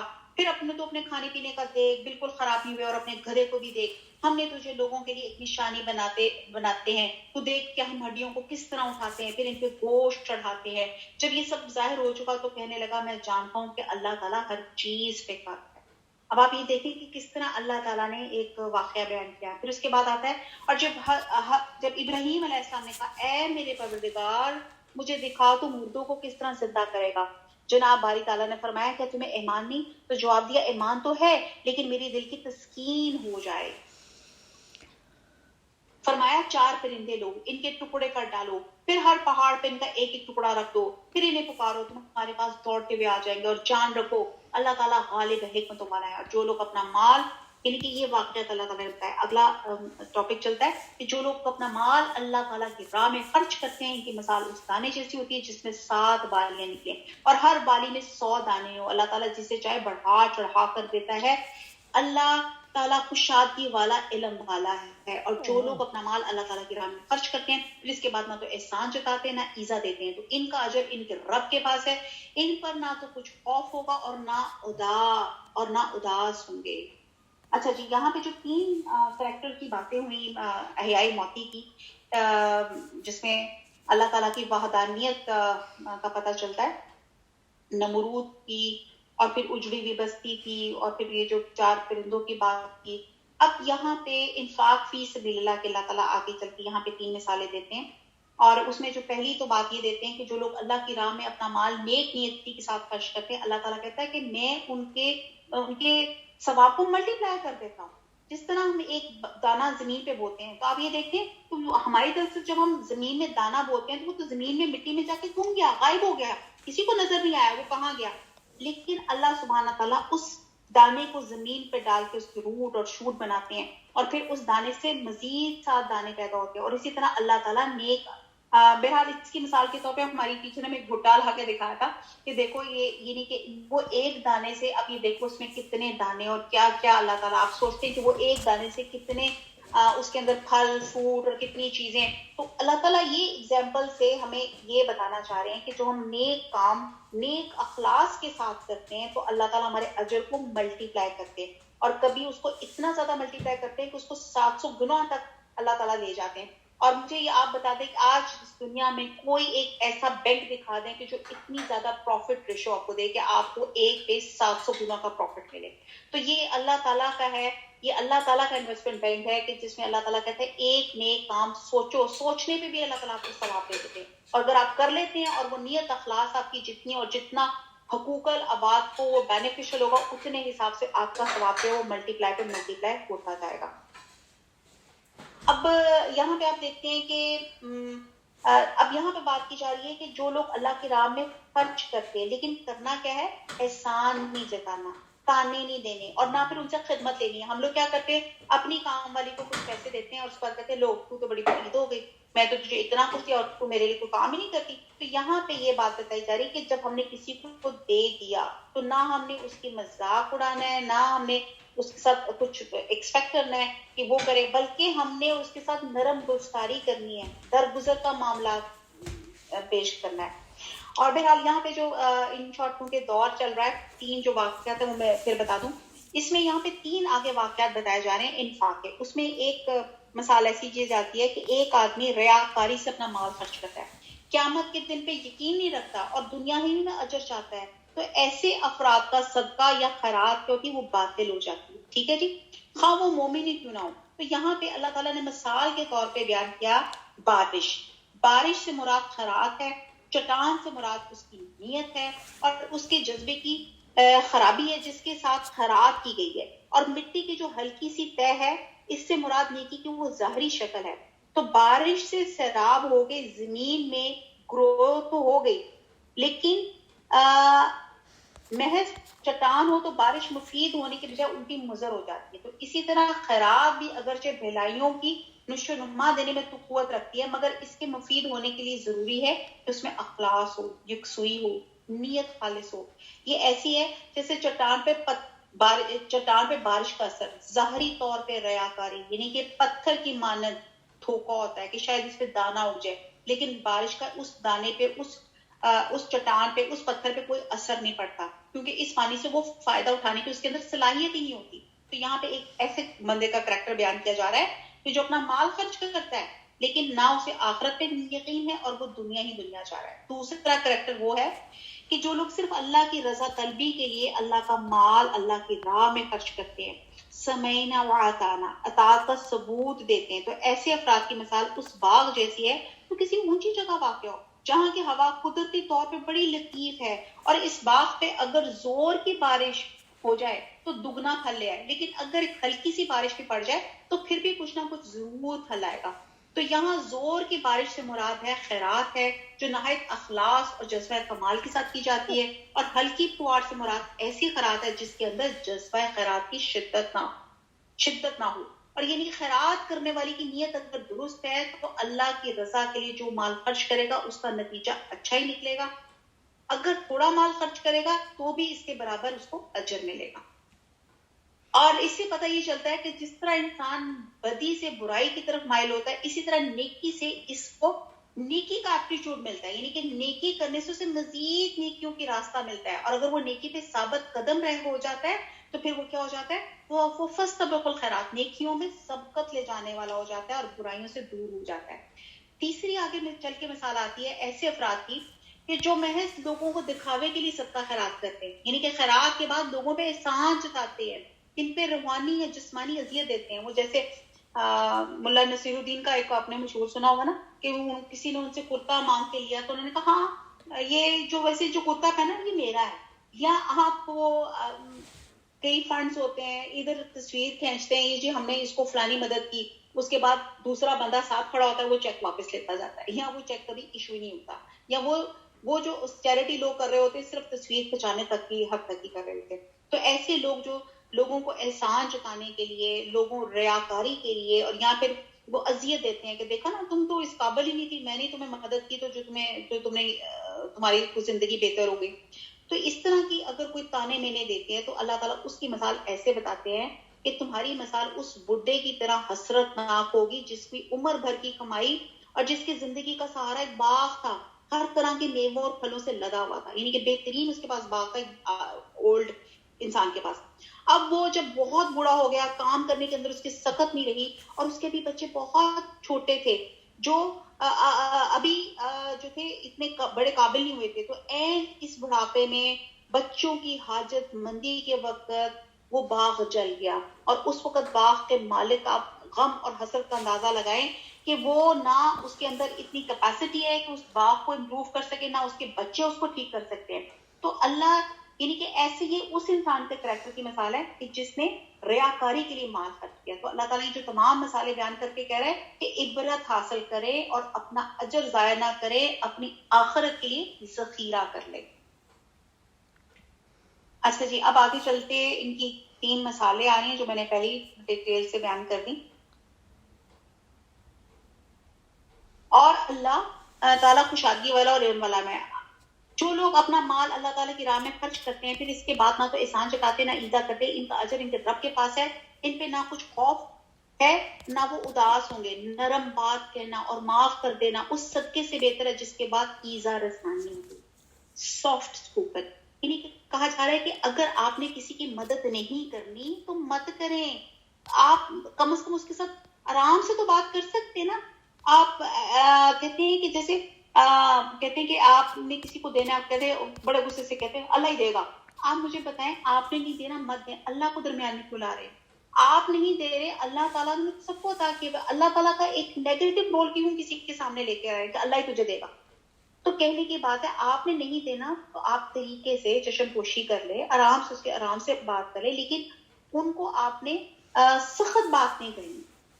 تو اللہ تعالیٰ بے نیاز اور بردبار ہے. اے ایمان والو, اپنی خیرات کو احسان جتا کر ایذا پہنچا کے برباد نہ کرو. ٹھیک ہے, یہ وہ پوائنٹ ہے جو میں نے وہ 3 مثالوں میں بیان کیا کہ اگر ہم نے بہت زیادہ چیریٹی کی ہے لیکن احسان جتا دیا یا کسی کو اذیت دے دی, اور جس طرح وہ سارا مال جو ہے, ساری جو نیکی ہے وہ عقارت ہو جاتی ہے. جس طرح وہ شخص اپنے مال لوگوں کے دکھاوے کے لیے خرچ کرے, نہ اللہ تعالیٰ پہ ایمان رکھے, نہ قیامت پہ, اس کی مثال اس صاف پتھر کسی ہے جس پہ تھوڑی سی مٹی ہو. یہ میں مثال آپ کو بیان کر چکی ہوں. یہ 3 مثالیں آئیں گی. تو ہم نے دیکھنا ہے کہ ہم اللہ کی راہ میں خرچ کرنے والے ان 3 مثالوں میں سے ہماری کیٹیگری کس میں فال کرتی ہے. ہم نے اپنے آپ کو خود اسیس کرنا ہے. تو پہلی مثال یہ ہے کہ صاف پتھر کی ہے جس پہ تھوڑی سی مٹی ہو, پھر اس پہ زوردار نہیں برسے اور وہ اسے بالکل صاف اور سخت چھوڑ دے. ان ریاکاروں کو اپنی کمائی میں سے کوئی چیز ہاتھ نہیں لگتی اور اللہ تعالیٰ کافروں کی قوم کو سیدھی راہ نہیں دکھاتا. ان لوگوں کی مثال جو اپنا مال اللہ تعالیٰ کی رضامندی کی طلب میں اور دل کی خوشی اور یقین کے ساتھ خرچ کرتے ہیں, اس باغ جیسی ہے جو اونچی زمین پر ہو اور زوردار بارش اس پہ برسے اور اپنا پھل دگنا لا دے.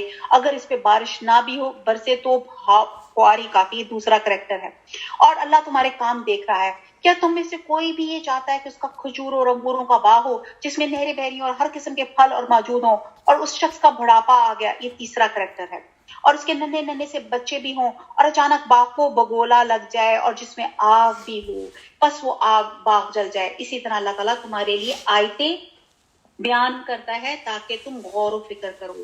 اے ایمان والو, اپنی پاکیزہ کمائی میں سے اور اس زمین میں سے تمہارے لیے ہماری نکالی ہوئی چیزوں میں سے خرچ کرو. یعنی کہ یہاں پہ اللہ تعالیٰ کہہ رہا ہے خرچ کرو.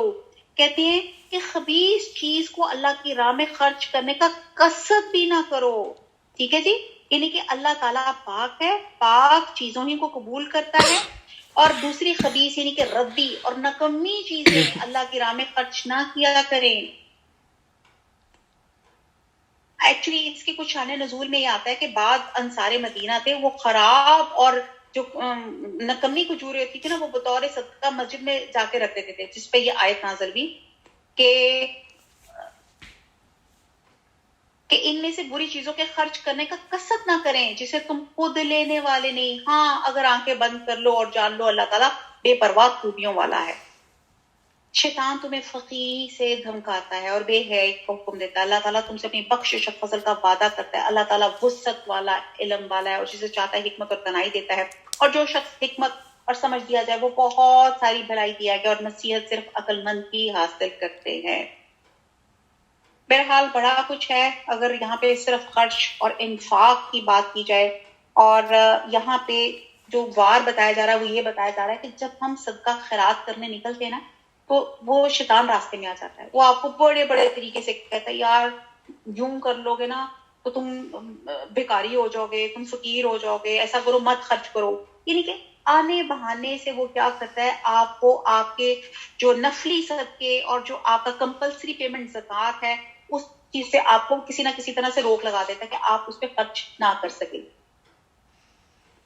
انسان جب اللہ کی راہ میں کچھ دینے لگتا ہے تو شیطان کیا کرتا ہے وسوسے ڈالنا شروع کر دیتا ہے، اور کیا ہوتا ہے کہ اگر وہ پہلے آگے سے آتا ہے، دائیں سے آتا ہے، پیچھے سے آتا ہے، بائیں سے آتا ہے، ہر جگہ سے آتا ہے، اور کسی طرح ایسے کرتا ہے کہ انسان کوئی نیکی کا کام کرنے لگا ہے تو وہ رک جائے۔ اس لیے جیسے آپ کے ذہن میں نیکی کا خیال ہے فوراً کر لیا کریں، ذرا اگر آپ نے 1-2 سیکنڈ کی دیر کر لی تو شیطان آگے وسوسے ڈال دیتا ہے اور آپ کو اس کام سے، اس نیک کام سے ہٹا دیتا ہے۔ اب ہم دیکھتے ہیں کہ ہم کہاں کہاں خرچ کرتے ہیں۔ اب آپ دیکھیں کہ ہم اللہ تعالیٰ کہتا ہے کہ تم اچھے خلوص سے کرو گے تو میں تمہیں تمہارے ثواب کو ملٹی پلائی کروں گا، اور شیطان جو کیا کرتا ہے وہ ہمیں اس چیز سے وہ ہمیں بچانا چاہتا ہے کہ ایسا نہ ہو کہ یہ میرا بندہ خرچ کر کے اللہ کے پسندیدہ بندوں میں سے آ جائے۔ تو ایک حکمت کیا ہے کہ ہم نے دیکھنا ہے رائٹ ٹائم رائٹ ڈیسیجن پہ ویئر ٹو اسپینڈ، ہم نے یہ دیکھنا ہے۔ تو وہ کیا کرتا ہے کہ وہ ہم جب اللہ سبحانہ تعالیٰ جو بتانا چاہ رہے ہیں کہ جب ہم نیکی کے کام کے لیے چلتے ہیں تو شیطان ہمیں بہت سے وسوسے دے کے اس نیکی کے کام سے روک دیتا ہے۔ وہ دعا ہے نا کہ ربی اعنی علی ذکری کا و شکری کا و حسن عبادتی کا، کہ جو سچے دل سے دعا مانگے اللہ میری مدد کر تیرا ذکر کرنے، تیرا شکر ادا کرنے اور تیری خوبصورت عبادت کرنے میں، تو یہ کیفیت اللہ کے سوا کسی اور کو پتہ نہیں۔ تو ہم میں سے ہر ایک شخص نے اپنا جائزہ لینا ہے کہ میرے اندر نیکی کا کتنا شوق ہے، میرا دل کیا کہہ رہا ہے، میرے اندر کیا جذبہ ہے، اور اللہ تعالیٰ نے جو مجھے کو موقع دیے ہیں کہ میں نے اپنے دل سے فتویٰ لینا ہے کہ میں نے کیا خرچ کرنا ہے، کہاں خرچ کرنا ہے اور کس کے اوپر خرچ کرنا ہے۔ اور یہاں پہ حضور صلی اللہ علیہ وسلم نے قسم کھا کے 3 دفعہ انہوں نے قسم کھائی تھی کہ صدقہ کرنے سے مال کم نہیں ہوتا، صدقہ کرنے سے مال کم نہیں ہوتا، صدقہ کرنے سے مال کم نہیں ہوتا۔ جو تمہارے مقدر میں ہے وہ تو تمہیں ملے گا۔ اور بہرحال ہم دیکھتے ہیں کہ ہم کہاں پہ خرچ کرتے ہیں اور کس طریقے سے خرچ کرتے ہیں۔ آنیسٹلی آپس کی بات اگر ہم وہی دیکھیں تو ہم نے بہت ڈیٹیل ایک لیکچر پہلے بھی کر چکے تھے، تو ہم دیکھیں گے کہ ہمارا موسٹلی جو اسپینڈ ہوتا ہے وہ ریاکاری پہ ہوتا ہے، کپڑوں پہ ہوتا ہے، آدھا تو ہمارا میرے خیال سے کپڑوں پہ، آدھا زیورات پہ، کچھ جوتوں پہ، ہینڈ بیگس پہ اور دکھاوے کی چیزوں پہ آ جاتا ہے۔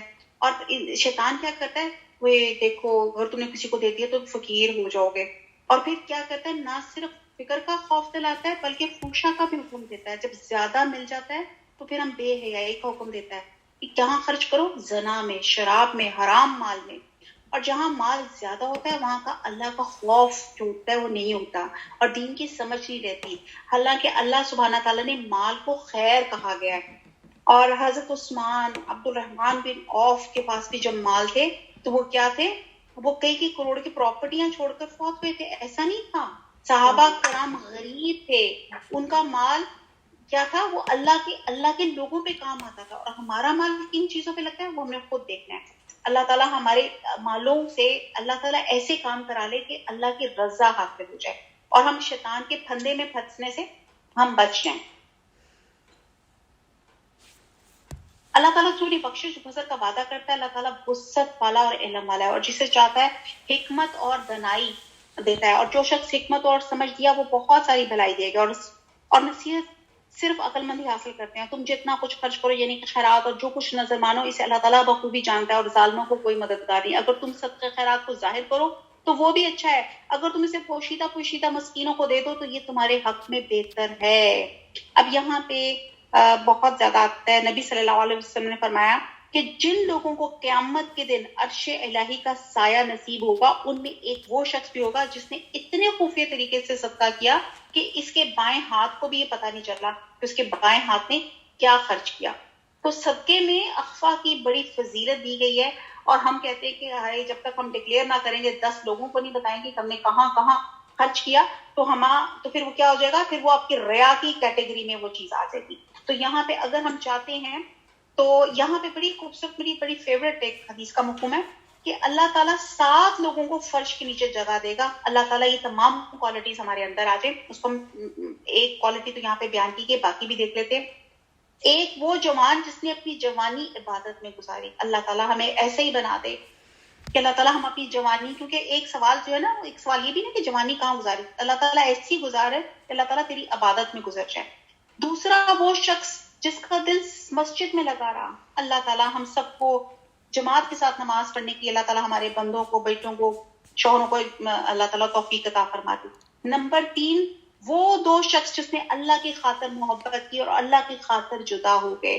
الحمدللہ اس میں اور آپ اس وقت سوائے اللہ کے غرض کے ہمیں کوئی اور غرض نہیں ہے. ہم اللہ کی خاطر اس کلاس میں اکٹھے ہوئے اور اللہ کی خاطر ہم جدا ہوں گے, اور ہمارا اس کے علاوہ اللہ کی باتوں کو سمجھنے اور کرنے کے علاوہ ہمارا اور کوئی پوائنٹ آف ویو نہیں ہے. اور پھر آگے چوتھا جو عرش کے سائے تلے ہوگا وہ انصاف کرنے والا حاکم ہوگا. اللہ تعالیٰ ہمیں انصاف کرنے والا حاکم عطا فرما دے. پانچواں وہ مرد جو زنا سے انکار کرے اور کہے کہ میں اللہ سے ڈرتا ہوں, جیسے حضرت یوسف علیہ السلام کا کریکٹر تھا. اور بہرحال بہت زیادہ آج کل جیسے نیٹ اور موبائل اور اتنی زیادہ زنا کے پاسبلٹیز ہیں. اللہ تعالیٰ ہم سب کو اور ہماری خاص طور پہ اولادوں کو اللہ تعالیٰ ان تمام چیزوں سے محفوظ رکھے. چھٹا وہ شخص جس نے اس طرح صدقہ کیا کہ دائیں ہاتھ سے دیا اور بائیں کو نہ پتہ چلا. اللہ تعالیٰ اس میں بھی مجھے اور آپ کو شامل کرے. اور ہم نے اس رمضان میں عہد کرنا ہے کہ ایک ایسے بندے کے ساتھ ہم نے صدقہ یا ایک نہیں کئی ایسے کام چیریٹی کے ہم نے ضرور کرنے ہیں جس میں اللہ سبحانہ تعالیٰ کی ذات کے علاوہ کسی کو پتہ نہ چلے, تاکہ ہم اس ایک عرش کے سائے کے تلے ہم آ سکے قیامت والے دن. اس میں 7 شخصوں میں سے اللہ تعالیٰ ہمیں بھی ان میں شامل کرے. اور 7واں وہ شخص جس نے تنہائی میں اللہ کو یاد کیا اور اس کی آنکھوں سے آنسو بہ گئے. اللہ اس کے ہم نے روئے, گر گڑائے, اللہ معاف کرتے, اللہ آنکھوں میں آنسو لے کر آئے. اللہ تعالیٰ جس نے اللہ کے لیے ان کی آنکھوں میں سے آنسو, اللہ تعالیٰ اس کو بھی عرش کے سائے کے تلے میں اللہ تعالیٰ جگہ دے گا. اللہ تعالیٰ ہمارا حامی و ناصر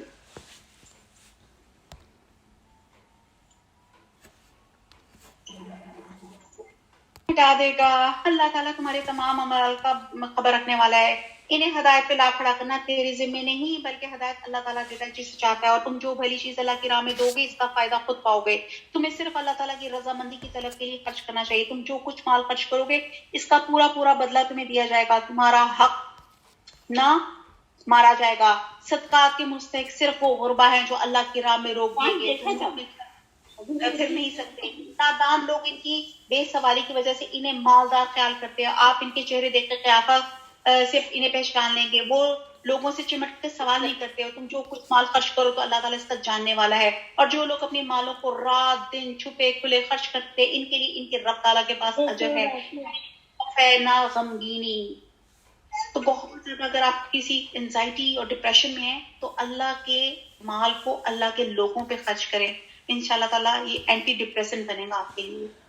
آگے سود خوروں کے ہے ملامت کیا جا رہا ہے. سود خور لوگ نہ کھڑے ہوں گے مگر اس طرح جس طرح وہ کھڑا ہوتا ہے, جسے شیطان چھو کے خبتی کر دے. یعنی کہ سود خور کی کیفیت قبر سے اٹھتے وقت یہ میدان حشر میں ہوگی. یہ اس لیے یہ کہا کرتا تھا کہ تجارت بھی تو سود ہی کی طرح ہے, حالانکہ اللہ تعالیٰ نے تجارت کو حلال کیا اور سود کو حرام.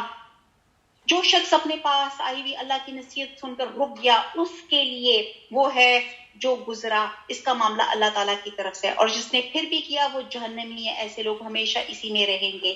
اللہ تعالیٰ سود کو مٹاتا ہے اور صدقے کو بڑھاتا ہے. اللہ تعالیٰ کسی ناشکر گنہگار کو دوست نہیں رکھتا.